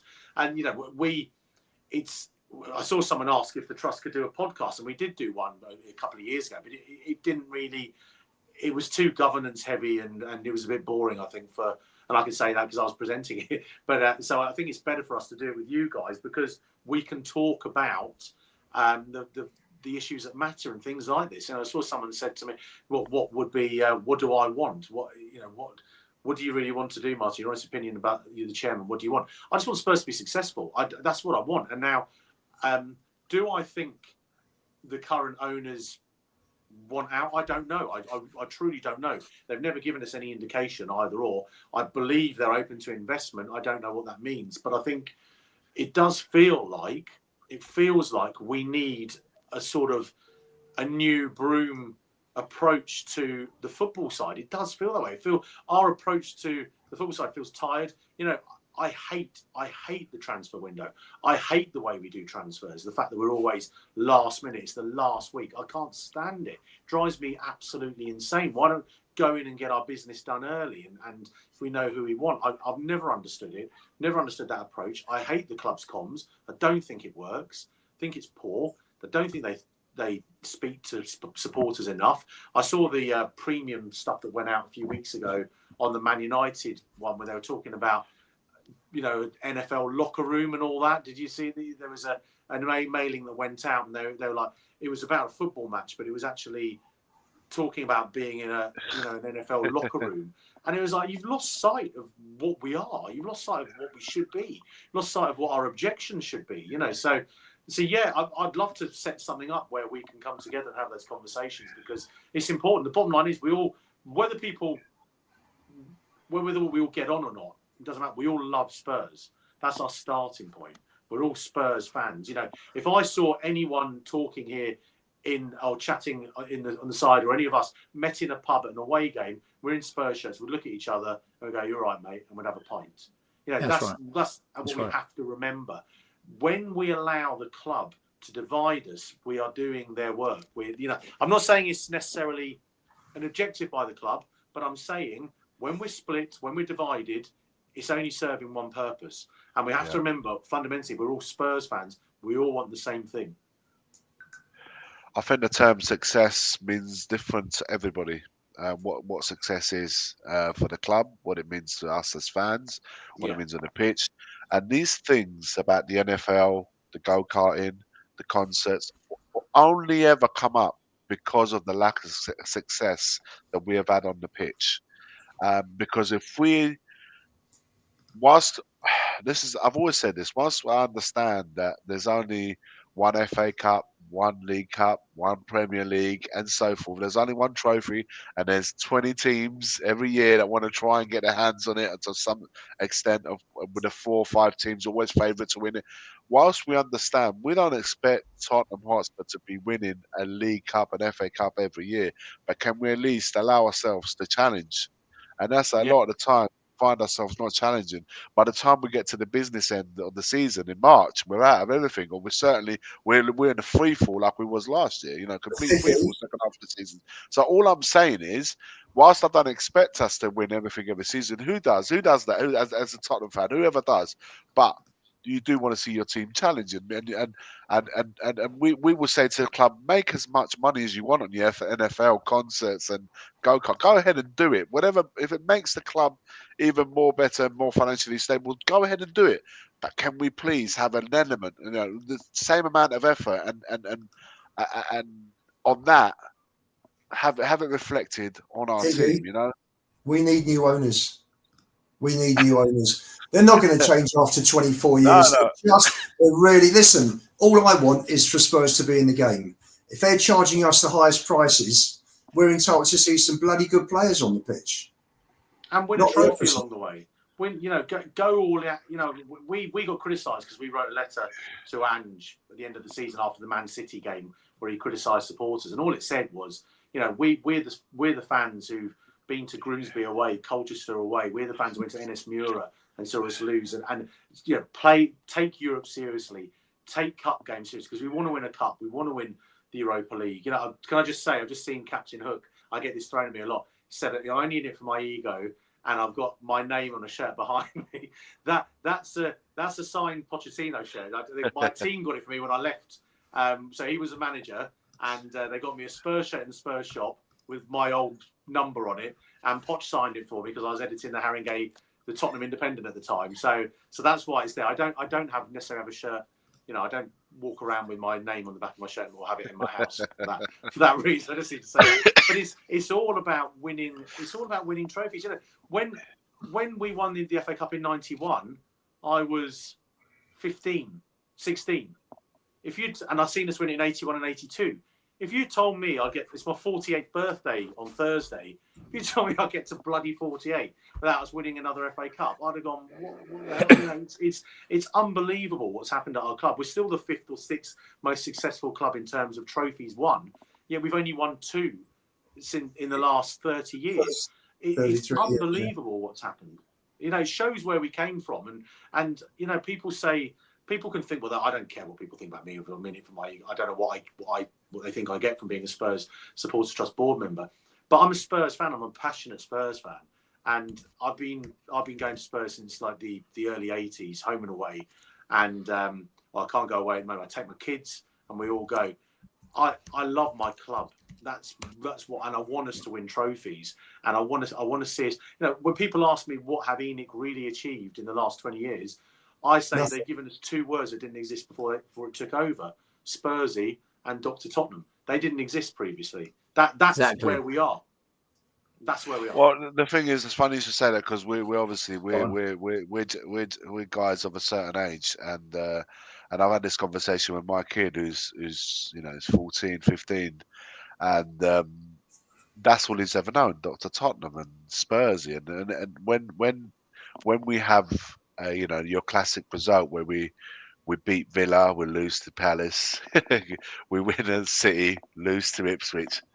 He's Dr. Tottenham's back. He called us Robin Hood the other day. We were stealing from the rich and giving to the poor. So, and I see the level of passion that he has for Tottenham, which is nowhere near of that generation. Is missing out massively because we can turn around and say we remember the 80s and 90s, but these guys. My son's age has only ever known Pochettino. He's his first manager that he remembers is Pochettino upwards. And it's just, you know, it would have been when he started to support Spurs, it was a great time to support Spurs. But he's seen a massive freefall since. Yeah. And he's just like, you know, he's indifferent when he watches Spurs now. He's just completely, he watches it detached. He's still a Spurs fan, but he's not, I don't see that the way we are about it. I tell you what, for me, that's a lot. That's for a lot of the youngsters nowadays. That's a lot. You know. I'll tell you what's a shame, Iggy. The kids today had not seen, you know, first home game when Ardiles and Villa joined, the ticker tape that was right the way round the grounds. Klinsmann up at Hillsbury's first game, the dive and the place went mental behind the goal. Gascoigne's free kick at Wembley, Ricky Villa, 81. You know, I go back to the first time I walked into that ground in 65, and I'm walking up the stairs, the old wooden stairs, and I looked through the mesh that got to the top. I was in the East Stand in Block H, and you look down, I can still remember that view of the grounds. Life is about moments, it's about memories. This lot are cheating us of moments and memories. And that is their greatest crime. They have no interest in this football club. They have used this football club as a platform to get stinking rich. And they will sell the club, having spent 200 million on buying their shares, buying the shares initially, and then subsequent share issues. And they will take away 3-4 billion. They will take their profit, and what will the fans be left with? Yeah. You gave me goosebumps, Ian, when you were talking about those goals. You know, I was at the White Hart Lane for Hoddle's goal against Oxford at Vicarage Road for the chip at Watford. Yeah. You know, these amazing moments and amazing goals. And you think, you know, these guys now, they remember, you know, Kane and Son at their best, and then after that, really, and the Champions League final. But outside of that, do you know how bad it is? Do you know how bad it is? My brother, a couple of weeks ago, had his first child. Okay, I became an uncle, and we were arguing whether or not we should let it be a Spurs fan. Whether the baby should be a Spurs fan. And I said, my brother was saying, no, he's got to do it. He's got to do it. I said, don't do it to him. Like, don't do it to the poor kid. Like, honestly, make him a Liverpool fan or Barcelona. Just why? Why would you do it? And in the end, his logic, and he made sense, was By the time the boy's 15, 20 years old, Enoch and Levy will be gone naturally by age. I said, But you know what? some Maybe will there's a take chance. over. Maybe there's some a will chance. take over. Then, Maybe there's an angle here. My eldest son is 20, and I had the same conversation with my dad. Should we put him through it? And I was like, within 20 years, we'll be back. We'll be winning trophies, and here we are. And my kids is 20, 17, and 12. And this is the thing. Like, on a serious matter as well, with what the club are doing, we wanted to go, and I was in a fortunate position at the time. I could afford a season ticket, and we got my kids wanted to go in the South Stand. Now Luke's 20 now, but he was 15, 16. We went into the stadium. The only way we could get in the South Stand is to buy him a young adult season ticket. So we've had to pay over the odds for him to be there, as we have for Lewis. And now when one of them can't come to the game, their brother Ethan, who's 12, he's a member. He's a bit way down on the waiting list. He comes in their place, and Luke plays on a Saturday, so Ethan comes to loads of games. Do you think I'll get a refund on what I pay? So Ethan's ticket would be whatever it is. Do you think I'll get a refund? No, because we're still paying young adult price for Ethan to go in the South Stand. But the club have got the audacity to claim that senior citizen concessions are passing their tickets on to adults and are not paying the difference. We've said to the club, and I've said to the club, it works both ways. You can't have it both ways. And that's the thing. We all talk about bringing our kids to the club and whether or not we support it. But my worry is getting those kids into that stadium, because the concessionary seats, there aren't enough. There aren't enough seats. The kids, the family area isn't big enough. They're not really allowed. They make it impossible for kids to come into the South Stand because they don't allow any concessions. I managed to get a ticket for Ethan in the South Stand near us for the West Ham game. We just asked one person to swap seats, and it cost 62 quid. 62 quid in the South Stand for a 12-year-old for West Ham at home. When we're paying £2,800 in season tickets anyway. It's utter nonsense. Utter nonsense. Martin, you know how far we've gone. All right, how far back we've gone. When was the last time we've signed an established player that got you out of your seat and said, "Wow, I can't believe we just signed him"? When was the last time you said that? Yeah, I'll go as far as say it's Klinsmann. Yeah, Van der Vaart, Klinsmann. Yeah, Van der Vaart. How long ago? 2010. We have 14 years ago we said that. Since then, we have not said it once anymore. How can that be right when you got every team around us? We've gone backwards. 14 years since we've got excited about a player, an established player coming out of the club. Look at that. Yeah. I don't want to change the subject. I'm just conscious of time because there's some questions. No, do you know what? Still, go for it. Go for the questions. There's one more question I've got. Then I want to. I've highlighted some questions that people in the audience tonight have raised, and I've saved them. And I want to come back to it. There's one thing I did want to ask you that I didn't get a chance to, which was a number of fans have argued that the FAB Fan Advisory Board is no more than a PR stunt, and the trust have got some members on the FAB. Does the trust work with the FAB on specific issues, or are both parties totally autonomous? And what's your experience of the FAB in terms of its relationship with the club? Because it seems as if it's non-existent. Could you shed some light on that? Because that's a question someone actually asked me to ask you, and I said I would. So yeah. So every Premier League club, I think, now has a fan advisory board, from the fan-led review and then the independent regulators coming in. So that came about, and we were able to get, I think I can't remember how many fan advisory board members there actually are. I think it's 8 or 10. I can't remember exactly how many. We've got 2, Steve and Rachel, who are our board members, who are our fan advisory board members. So the way it works is we don't necessarily liaise heavily with the fan advisory board.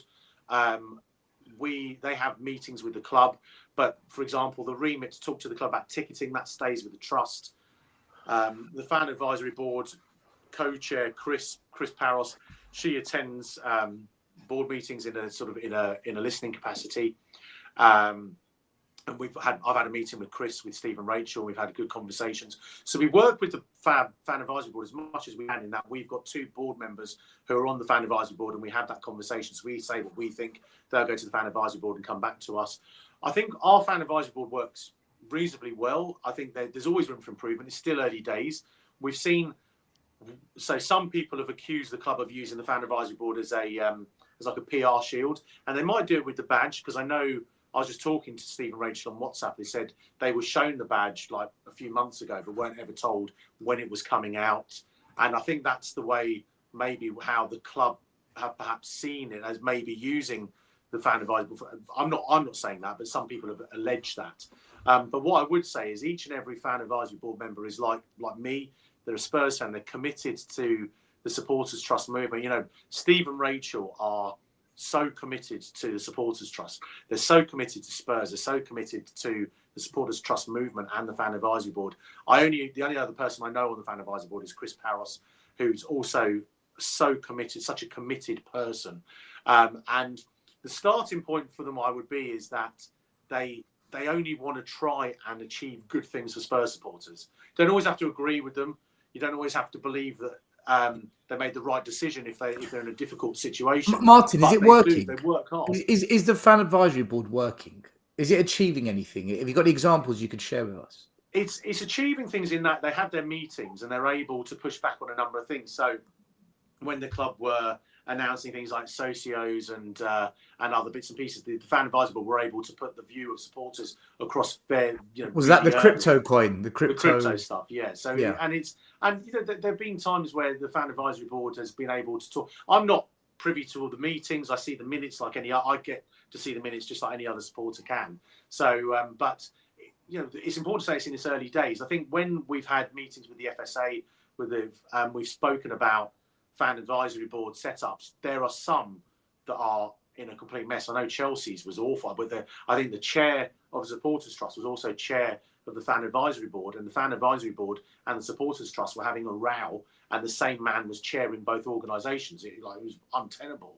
It was ridiculous. And I think it's similar. You know, I guess when we looked at it from a league table point of view, we argued that Spurs were probably, you know, pushing for a European space in the league table, which sounds about right for Spurs. So they're doing some good things. There are others where it just isn't working. There are others where it's working very well. So we're learning all the time. We're adapting. I don't want to say too much about the fan advisory board because I just don't have the knowledge in terms of, you know, I wouldn't want to say anything that would make it would be wrong or incorrect or throw anyone under the bus. What I do know is they have been able to push the certain agendas for Spurs supporters. They're not scared in coming forward to the board. Such as what? What are you aware of that's been done? Well, they've been able to talk about, for example, the senior citizen concession. So they have that meeting. So we've been able to put to our board members. You know, but nothing's changed though, has it, Martin? Well, no, but you can't judge people and their effort on whether it's successful, particularly if we're all agreeing that our owner is particularly difficult to deal with. So you know, you can't say it will never work just because one element hasn't worked. You know, but things have worked. There are things, you know, as we said, there are certain elements that certain pushbacks that have been listened to by the club, whether it's I don't know whether it's the Roma pricing or the Elfsborg pricing. You know, we've been in conversations where ticket prices were very high. And a lot of the time we don't talk about where tickets were as opposed to where they end up being. You know, for example, there have been games where they wanted to put them above £40 and we managed to get them down to 35. Now, so there are always small wins that we don't always talk about. But the fan advisory board are still in their first year, well, coming up to their second year. It's very early days working with a difficult club to deal with. I don't think that's controversial to say. Martin, do you feel the club genuinely care about the fan advisory board? Because it was forced upon them through government. They had no choice. They almost cherry picked the people because, you know, there was a ballot of some kind and they picked the ones they wanted. So do you think that we've first of all got a good cross-section representation on the fan board? And even if we did, let's assume we do you think the club are even bothered listening to them, or they just listen to them just so they can produce a piece of paper, say, there's the minutes of the meeting, we are listening, and then they just chuck it over their head into a wastebasket, business as usual? What? Because that seems the perception, but because you've got Spurs Supporters Trust members in there, I thought maybe you could shed some light on it. And yeah, no, do you get any feedback from the people you know? People were elected on, so there was the club didn't necessarily select people, so people were voted on in terms of. I know there's communication at the time about certain things that have gone on in terms of overseas supporters clubs and whatever that we won't get into. But it's I do think the club care. Now, the club care about what we say. I believe they care about what we say because we've got a big social media presence. Now, our fan advisory board don't have a social media account. They can't go out and talk independently. So it works for us in that we're able to have a voice and we're able to hold the club to account. And they don't like what we say. And we know that because we hear from them when we put things on social media that they don't like. They're very, very quick to tell us. And that's good because it does show they do care. Now, I think the club want to be seen to be doing the right thing. I do believe that. I do believe they want to be seen to, in terms of their Premier League meetings, they want to be. I don't think they're going through the motions on this. There have been enough changes. There have been enough things that have been pushed back, and the club have held their hands up and changed that have meant that they are taking the fan advisory board seriously. Does that mean there's no room for improvement? No, there's always room for improvement. There's room for improvement everywhere. But I think it's very easy to sort of stand on the outside. I'm not saying you're doing this, but others who do on the outside and say they're achieving nothing. They're just in it for themselves. These people, they've all got jobs. They give up their time. They go into meetings with the club, which is never easy. And they put the view of Spurs supporters across, whether that be overseas club supporters clubs, season ticket holders, members, whatever. LGBT rights, all areas are covered. Now, it's not an easy position to be in because you're not really able to say what was discussed until the club announced that, and that's the way advisory boards have been set up. So it's now, will the independent regulator change that? Will the fan-led review continue to emerge and change things? Yes, it will. Will the supporters movement get stronger? I believe it will. But at the moment, we are still in the early stages. Like I said at the start of this, when the Spurs Supporters Trust was born on the back of other supporter movements 20 odd years ago. It's always changing. So we've just got to see. But I think we've got the best people in those positions, and hopefully we'll start to achieve some success for supporters. With the FAB and let's say the change of the badge, which we can get onto if you guys want. We can talk about the badge. The change of the badge, which was announced today. Do you feel, guys, that fans are even bothered about this stuff anymore? When you look at the football team and you've got questions about certain signings, you've got questions about the manager, you've got questions about the up and down, win, lose inconsistency. Do you feel that, because I remember when Poch was here, I didn't care what was going on behind the scenes. I didn't care about the boardroom decisions. I didn't care about the colours of the kit and who the manufacturer was, because I loved the football and I really thought we were going to win the league. I really thought we were going to do something amazing. Do you feel that the FAB, the change of the badge, maybe even the trust, fan channels, do you think they get bashed, they get criticised because of frustration of what's happening on the pitch? Do you feel that actually, do you know what? I don't care about the FAB and I don't care about the badge being changed, but I'm going to moan about it because I'm freaking fed up with the football. Do you think that plays into it, guys? Iggy, you're on mute. I'll say that if you want. Spurs fans are probably one of the most frustrated fans in the Premier League. I'll say we get referred to as a Big Six or Big Six club. We don't act as a Big Six club. We are not part of that elite 4-5 teams. If you look at the 4-5 teams that are considered in that Big Six, we're miles away from that. So how we're still considered as part of the Big Six is beyond me, because that hasn't been the case for years. We don't act like a Big Six or part of a Big Six, and we're miles away. And you're right, and I said this earlier, in terms of the stadium, you can make all the money that you want in all those fields, the concerts and the go-kart and the NFL. You could do all of that, and it wouldn't even be an issue if the same importance was put on the team. If we were challenging for the league, you don't care, right? No. Hear what I'm saying? If the same importance was put in the football team, that's what I mean. If we were challenging for the Premier League, you don't care about NFL and go-kart money. Those conversations, we would not be talking about the concerts. We would be. Those things are only coming up because the sense of frustration, because you see a clear direction of the club where they're almost telling you this is why we built the new stadium, because Martin said they never announced it. We never asked for a new stadium. There was no purpose to have a new stadium. This was the purpose of having a new stadium wherever Spurs, whether they play at home or they want to play away, there's always something going on at Tottenham Hotspur Stadium. Always, even when Spurs are away. So we don't see the same investment, and I'm not talking financial investment.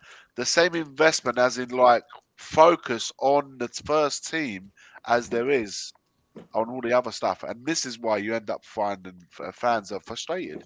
They're And let me frustrated. add, Iggy, let me add that this taking the name from below the cockerel, I take a slightly different view. I'll tell you why. It's just cleansing our heritage as far as Unique are concerned. You've got 6. It's a small thing, but when you add it to the museum that still hasn't been built, that was promised for when the ground was built, and also statues, go to the Emirates. How many statues have they got? We haven't got one. That's a football club. We went to Old Trafford. Me and Stell went to Old Trafford. But that badge was what Glenn Hoddle and Ozzy Ardelius wore. I'm not really bothered by the badge. To me, no. Me and Stell went to Old Trafford. Retro 1980s, and you can see that you look at it from far away, thinking that's a stadium. That's a football stadium right there. You go to Arsenal's, which is all across the road. That's a football stadium. You go outside of Spurs, and it's an event stadium. It's not Tottenham. You got like the badge a little bit in the walls, but that's it.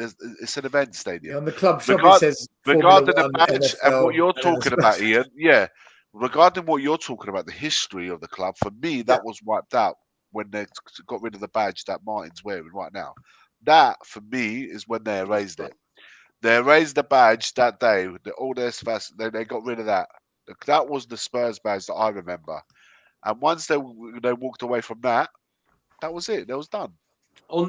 Just quickly on the point that Stelios was making, though, as well, I agree with in terms what the club want and rely on is when Spurs supporters are the most frustrated, they'll vent their anger at the fan advisory board or us, and that's fine. But the club rely on that because we're on social media. I've got like 3,000 followers, whatever, so people know I'll see it. I'm not. It's not the club with 2.6 million or a football or whatever. He's not going to see it. So people know we'll see it, we'll read it, and we'll take it. But also they rely on the apathy from others. Like we say, Spurs have changed the logo in mid-November. Most fans have just gone wherever. But we should be asking why. Why have you done that? For what purpose? What's the commercial purpose that you've done that? And why haven't you involved Spurs fans in that? And it's that apathy. And that's where the trust comes in, because where you get them is on the really boring stuff, on governance and on certain procedures, and it's boring, but that's where being in the room and having that conversation is important. Now, whether it works long term is another thing, and we'll maybe come onto that in the new year. But it's apathy that they rely on. It always has been that apathy, and it's across the Premier League as well. Premier League clubs, there's no doubt in my mind that the top Arsenal, Chelsea, Spurs, Liverpool, I got together this summer and said we're all going to put tickets up at the same time, and because they did, that wasn't a coincidence. The same with the senior citizen concessions. Though Arsenal backed down, there's no doubt those clubs, Arsenal, Spurs, Fulham, whoever, decided they're also going to do the same. So they're colluding. But what they rely on is a rivalry, because when we get ticket prices out the window, Arsenal fans will go ha ha ha. When Arsenal fans do that, we'll laugh at them. When Villa's tickets were priced out of ridiculously for Bayern Munich game, how many Spurs fans laugh? We shouldn't be laughing. We should be going, this is a disgrace, and we should stand with football fans. Because again, when we all stand together, as we did for the European Super League, then they can't handle it. Let's not pretend these boardrooms aren't talking to each other and making decisions together, because they are. Well, the whole thing. If you look at what the club have put out on the website today, they got the badge in different ground colours: yellow, lilac. Piss off! We're blue and white. That's Tottenham Hotspur. What the hell are they doing? It's another thing on top of no museum, no statues, no football club. Yeah, that began when they put red as the sponsor. But again, what a disgrace! But put Ian, red on our shirts. But fans buy it. By buying it, you're Pathetic. accepting it. This has been like, this is where I fall out with fans, and I get plenty of criticism because I say fans need to make a No. stance. Well, yeah, okay. You know, if fans are going to buy the shirt, you're accepting the red. If fans are going to just, we are, I believe we are the most tolerant fan base in that Big Six group. It's No not one tolerance, tolerates. it's accepting.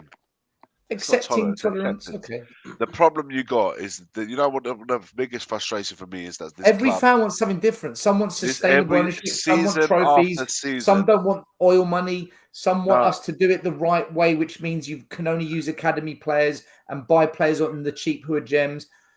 Fans will argue Every over season, this club don't does spend something. mega money on players. It doesn't work because we've spent big money badly.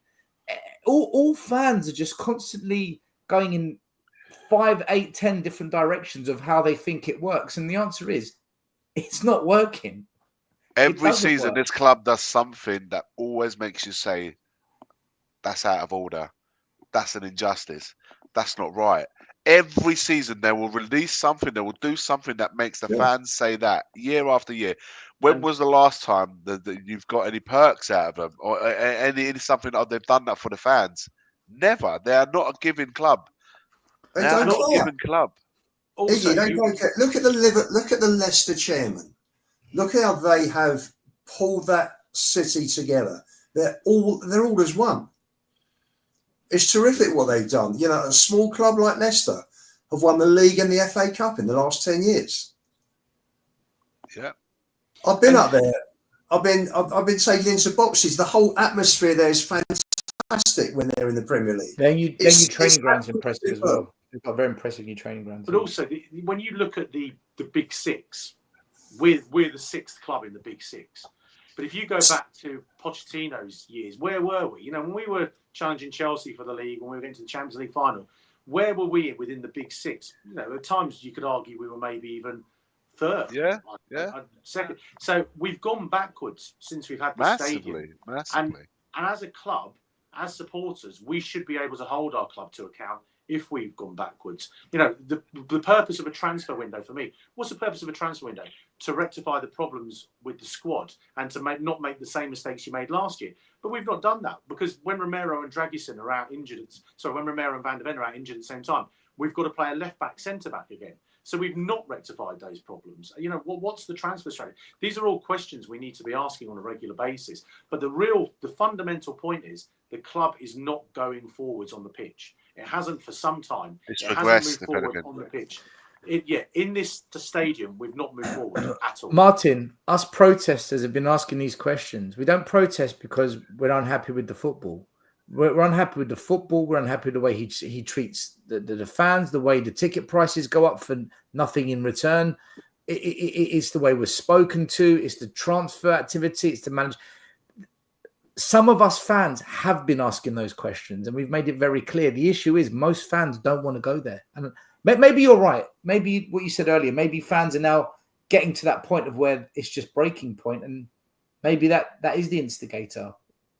You know, I don't think we're far away. I honestly don't think we're far away. And I think I think we'll talk about the idea, Stel, to maybe get some podcasters together and to maybe set something up because there is deep unhappiness within the fan base, and we need to channel that. We need to channel it in a way that can achieve results. Look, Billy in the chat made a good point. He said you need to get the fans in the stadium behind it.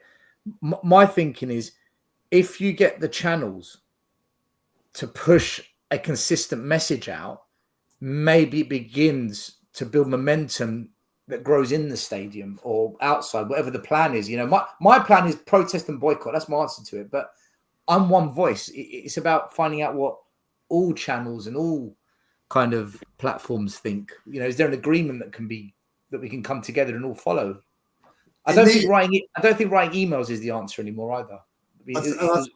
I think last season, still, unfortunately, there were 50 to 100 of us at the most outside opposite the Spurs shop demonstrating. Yeah, about 100 of us, yeah. Where are the other fans? There's 60 or 57,000 Spurs turning up. Where are the other 56,900? They were videoing us and putting it on Twitter and saying, look. Tell me, are fans satisfied with the shit that we're watching, the mediocrity? This is Tottenham Hotspur. This is a great club. This is a club that had Greaves and Mackay. First team that won a double in the 60s. First team that won in Europe. Yeah. We brought Ardiles and Villa. We had Klinsmann. We had Hoddle. We had Gascoigne. The fans don't understand the history. We were the record FA Cup winners, weren't we? They think that's right. They seem to think that, you know, football started with the Premier League and football started with Enoch.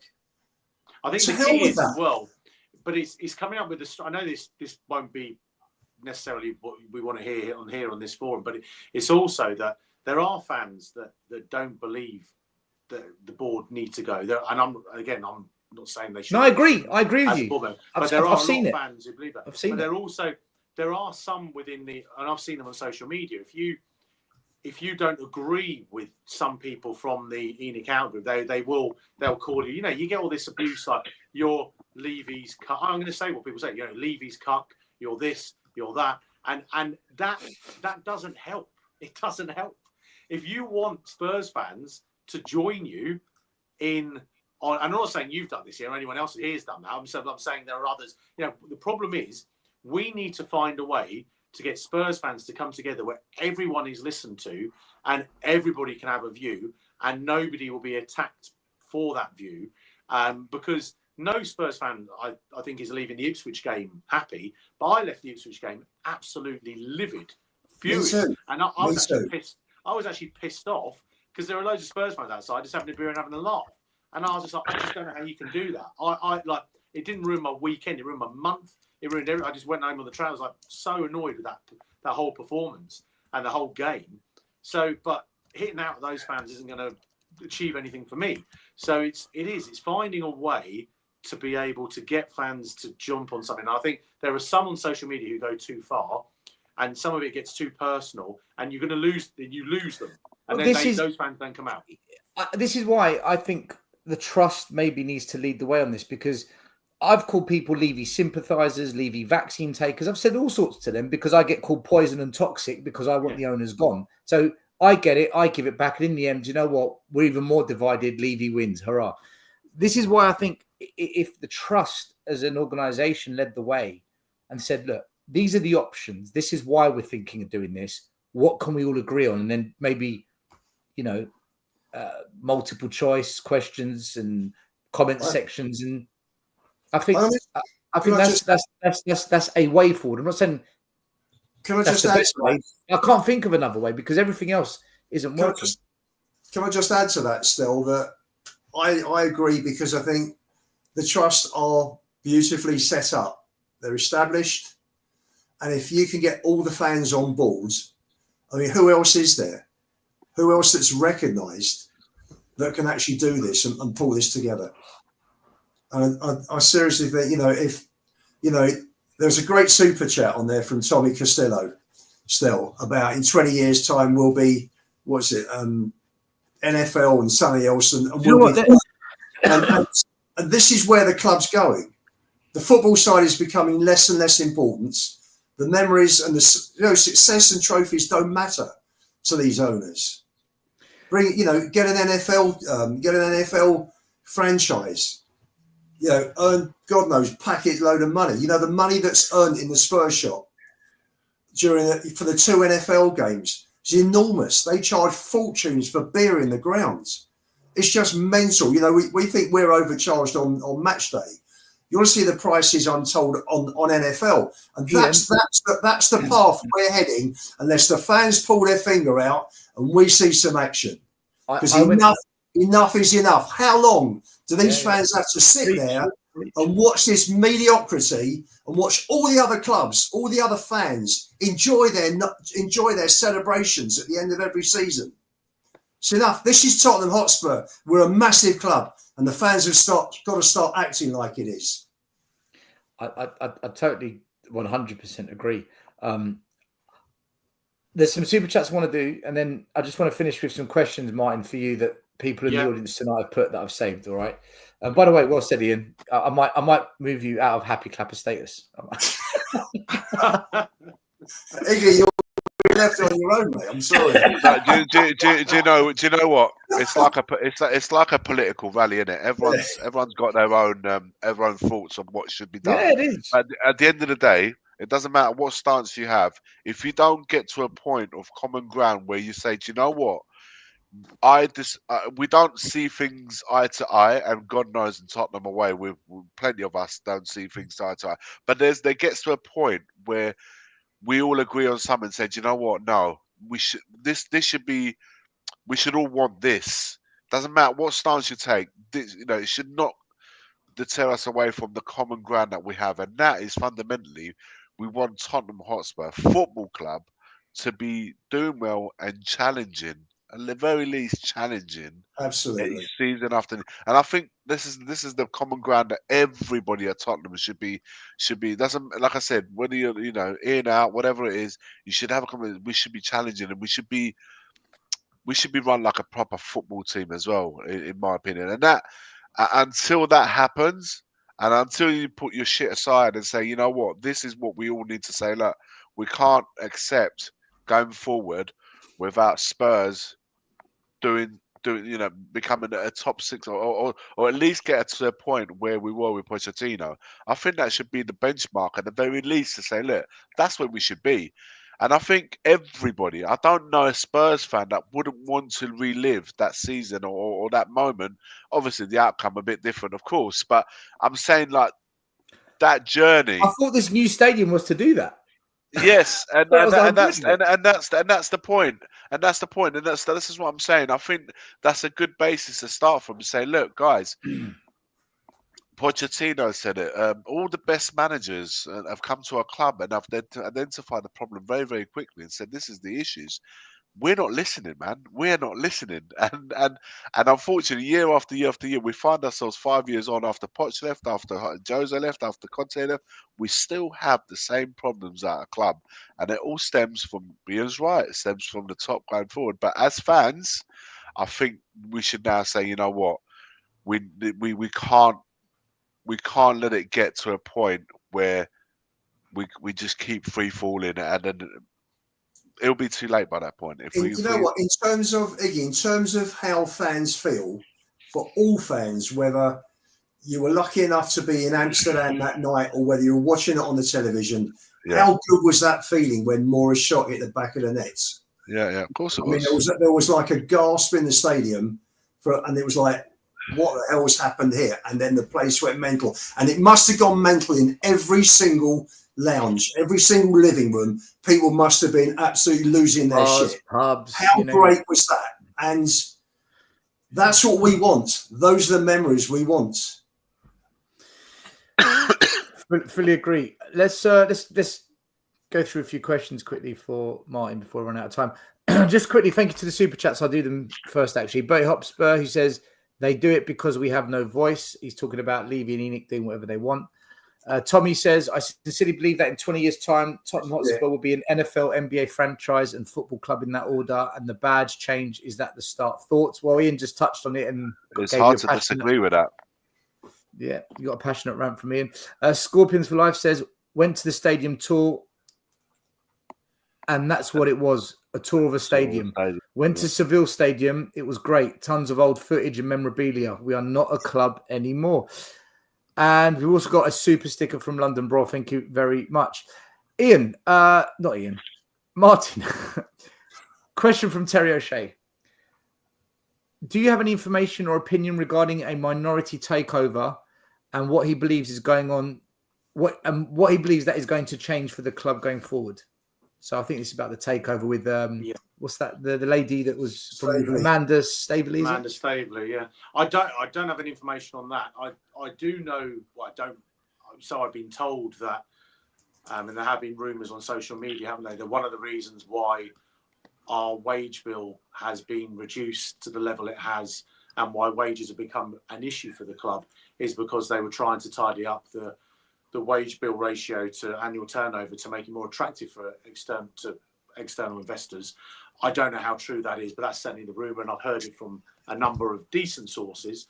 I think if we had an external investor come in and give a certain amount of money, and that money was put forward to on the pitch investment, then I think most Spurs fans would be behind it. I don't think any Spurs fan would be against it. My issue would be it's whether or not is anything going to change long term, because clearly something has to change long term. The club, it doesn't feel like the club is being run as the football side of the club is being run as a priority. They can say what they want, but that doesn't feel like it's the priority. So yeah, I mean, this is the thing. It's like the sheriffs who said there, the investment is to build the hotel. That's what fans, I'm not saying that, but that's what a lot of fans will believe. A lot of fans will believe the investment is going to go elsewhere, because we're not seeing any of the investment that we're generating, any of the income we're generating from concerts, from the F1 track, from the NFL games. We're not seeing it on the pitch. In fact, we appear to be spending less, and ticket prices appear to be going up. So I won't have any faith that any investment coming into the club is going to go on the football side. We're one of the richest sports clubs in the world. We should be able to compete with anyone for any player, but we choose not to. We should be able to pay the wages that any Premier League club, like Liverpool do it. Liverpool nowhere near our capacity, or weren't, and they were paying those wages. They're getting higher now. How did these clubs do it? Chelsea have been able to do it while in Stamford Bridge with the small team. I know they had Roman Abramovich, but they've still been able to do it consecutively. Now, I'm not saying we should go out and break the financial fair play rules, but we should certainly be at least able to challenge Arsenal, Chelsea, Liverpool, City, if we believe that we're in the top six when they're signing certain players. Who has any faith that we're going to do that? Nobody. So my issue is, if we get investment, I think something else has to change. Whether it's, I'm not saying that's necessarily the owners, but I think the mentality of how we spend our money and what we spend our money on is going to change. Fair enough. Sophie asks, what do you think the trust can do for the members with views that don't align with the majority of the trust? How will you, in your capacity, support them? My view, I became a trust board member to help any Spurs fan at any time. That's what I signed up to. I've done it for 10 years. So people who know me will know they've WhatsApped me, they found me on Twitter, and whatever their issue has been, I've always tried to help them, or pass them on to people who can. Now, if somebody thinks their views don't align with the majority of Spurs fans, I would say never let that put you off becoming a trust board member, because you might find there are more Spurs fans that agree with you than not. Now, there are a lot of Spurs supporters within the trust membership that are very, very frustrated with the way the season's gone and the way the ownership have behaved, in a number of ways, whether it's, as we just talked about, transfers or wages, ticket prices, senior citizen concessions. Senior citizen concessions might be the one that pushes the straw that breaks the camel's back, by the way, on that one. Now, people who may not have been ENIC out might all of a sudden be, and it's constantly changing. So I would say to anybody, come to us, email me. My email's all over our website. Just go to thstofficial.com, drop me a line, become a member for free, and ask us, if you want to, or just drop me a line and we'll help you out anyway. But I think we need all voices together. That's the most important thing. And I don't think Spurs fans are that different. We're talking about the fractured fan base, but I think that's more, there are very, very fine point, very small differences between what people think and believe. We're not that far apart, actually. It's more that we end up rowing on social media and it goes down a hole that no one wants to go down. I think we're all in a very similar spot at the moment. We've got a question from Raman, and I think this is with regards to becoming a member of the trust. Can US citizens join? In fact, can anyone in the world join, or must you be based in the UK? There's overseas supporters clubs in the US, and we've got senior citizen memberships, we've got young junior membership. Anybody can join at any point, and they'll get our newsletter, and that might not excite many people who are joining in at the moment, but you become a member, you get our newsletter, you get we did a media event last year. We had Michael Bridge there from Sky Sports, we had Dan Kilpatrick and a few other journalists and it was a really good night. And the other night we had the David Pleat signing, which I know Ian came to. We arranged the David Pleat signing because the club didn't, and that's what we try and do. So there'll be events like that at the very least that people can come and join. But please do come and join us, and I think the more the merrier. The more we can do, and the bigger our voice and the further our reach, the better for everybody. One more question from the Hotspur Hood. It's another Spurs channel run by a chap called Dan. Big up to Dan. Martin, do you think you could start your own channel? Talk to the fans, get other people's shows on there, actually give some of us communication with you, the trust, and get support. Do you know, before you answer this, Not a bad shout. do you know what I would love a chairman of a club to do? To actually have a channel where once a week he goes on and just does it for an hour. That would revolutionize football, and the relationship between fans. But anyway, I wanted to just drop that in before you tell us the name of your new channel. We did set up a THST official podcast, and we put it on YouTube. And maybe we didn't do it correctly. There was a sort of demand to have a bit more governance on it from some at the time, and I don't think it really worked. And I think people want to hear this is the conversation that people want us to have, rather than it being about other aspects of the sort of supporters trust movement. So maybe we'll take another look at it. Maybe in the new year is something I could look at as well. But yeah, I'd love to come on here more often, talk to you guys about what we're doing, and to talk about, maybe in the future, other conversations that we've had with the club and what worked and what didn't work. But yeah, it's something I'll take back and we'll have a conversation, because I think it's really nice to see the comments. I know there's some that don't, and I've got no problem with those that don't agree with us. I get that, and I know people don't agree with everything we say, but it's nice to see a lot of people saying, that they can see I'm as frustrated as any Spurs fan, because I am. I'm not here to be a happy clapper to the current ownership, because nobody can be. It's impossible to be, really, when we've been through so much. We've faced so much drama and dilemma and frustration in the last 5 years, and so many things happening, that I've had so many people come up to me and say this could only happen at Tottenham. Conte's outburst, only at Tottenham. Paratici coming out in support of Conte, then being banned from football. Director of football banned from football, only at Tottenham. Even this week with the ban, there's certain things that happen that Spurs fans just say this only happened at Tottenham. Whether it's on the field, losing to Palace, losing to Ipswich, beating Man City, it's ridiculous what we have to put up with. And so it's nice for us to come together and to be able to talk about these things together, and to see we're all frustrated as one fan base. One last question, and you're going to get put on the spot with this one. Matthew asks, what do you think about Ange? Is he good enough? Right, you can say whatever you want on this channel, by the way. You don't have to. You don't have to be diplomatic at all. You can just. My 20-year-old. No, this doesn't bother me for the trust. This bothers me for my family. My 20-year-old is so Ange in that when I criticise him, he's like, "Oh, Dad, you're Ange out," and I'm like, "I'm not." I think I want Ange to succeed. I want Ange to succeed more, I think, than I wanted Mauricio Pochettino to succeed, because I loved the man. I really did. But Ange, I wanted, because if he did succeed, the football would be brilliant. My issue with Ange is I think he's a bit.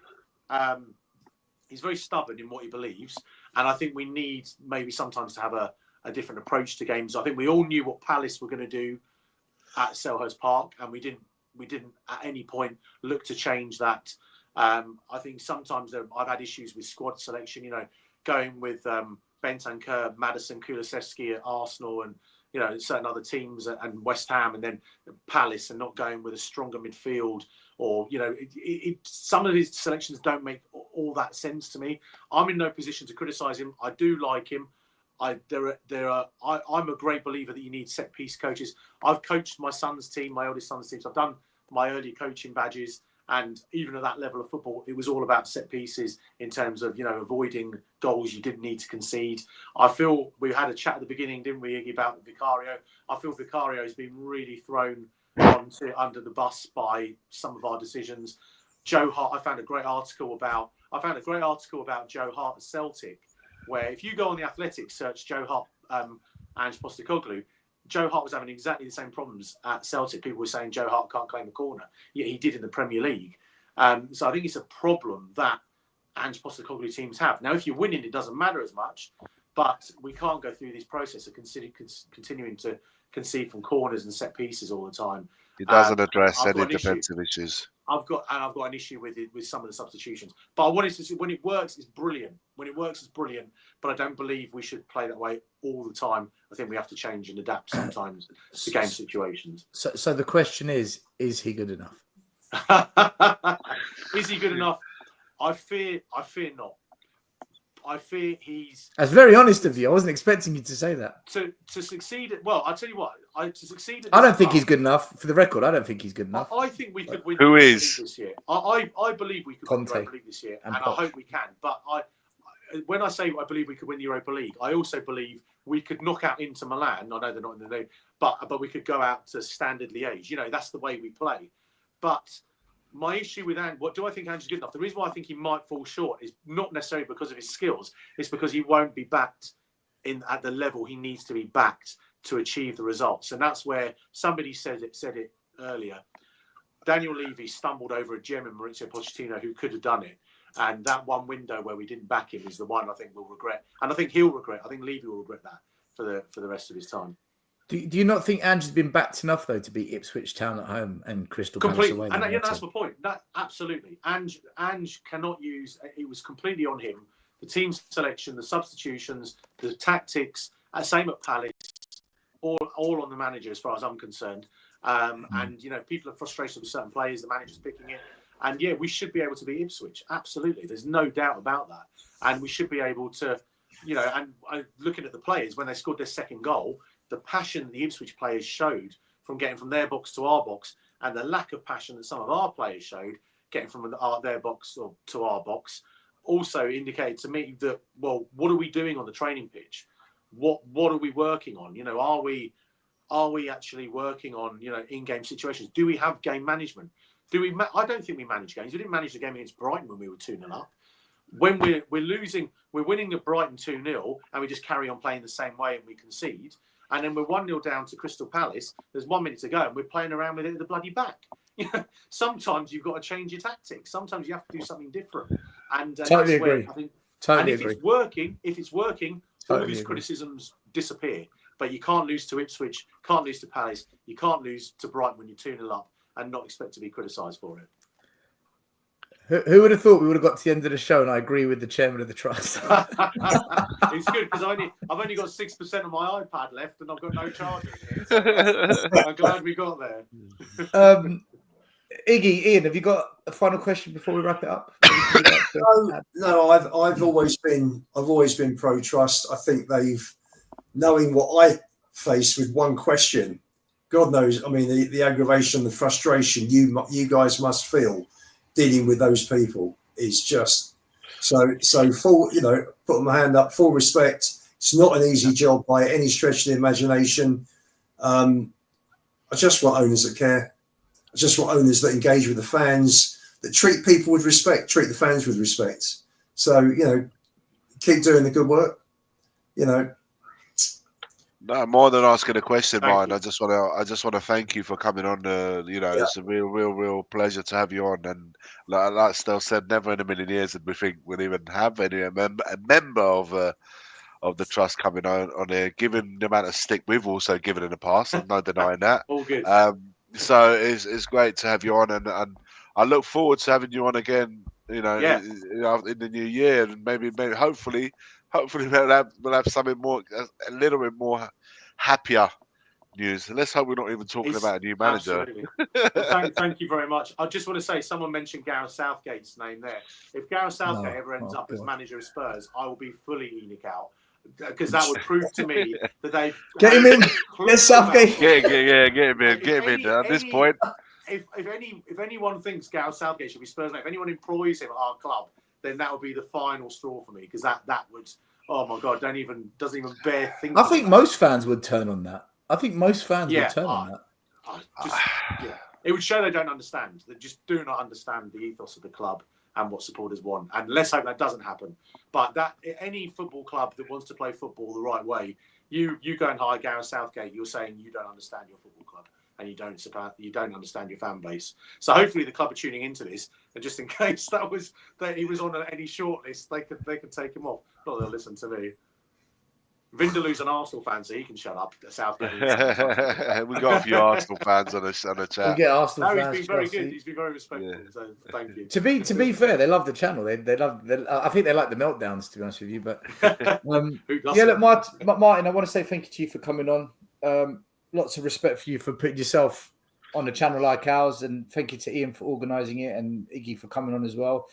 If there's anything that does come off the back of this show, my stance stays the same. I feel the trust need to do more on this, but if you can reach out to multiple platforms and channels and bring some kind of consensus, listen, that's something I think we can get on board with. If it brings about the kind of action needed, then I hope something comes of it. Absolutely, we'll definitely have a conversation very soon about that, and we'll try and move some things forward. I've really enjoyed it, so thanks to you guys for having me on. Much appreciated. Brilliant.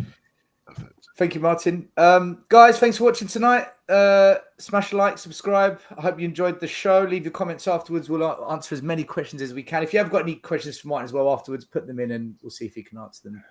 No promises on that one, though. He's a busy man. So, Martin, thanks again. Appreciate it. Thank you. Cheers. Come on, you Spurs. Take care, everyone. Come on, you Spurs. Cheers, guys. The first game we look for, Robbie. The first game we look for, Robbie. Tottenham away. When we got Tottenham away.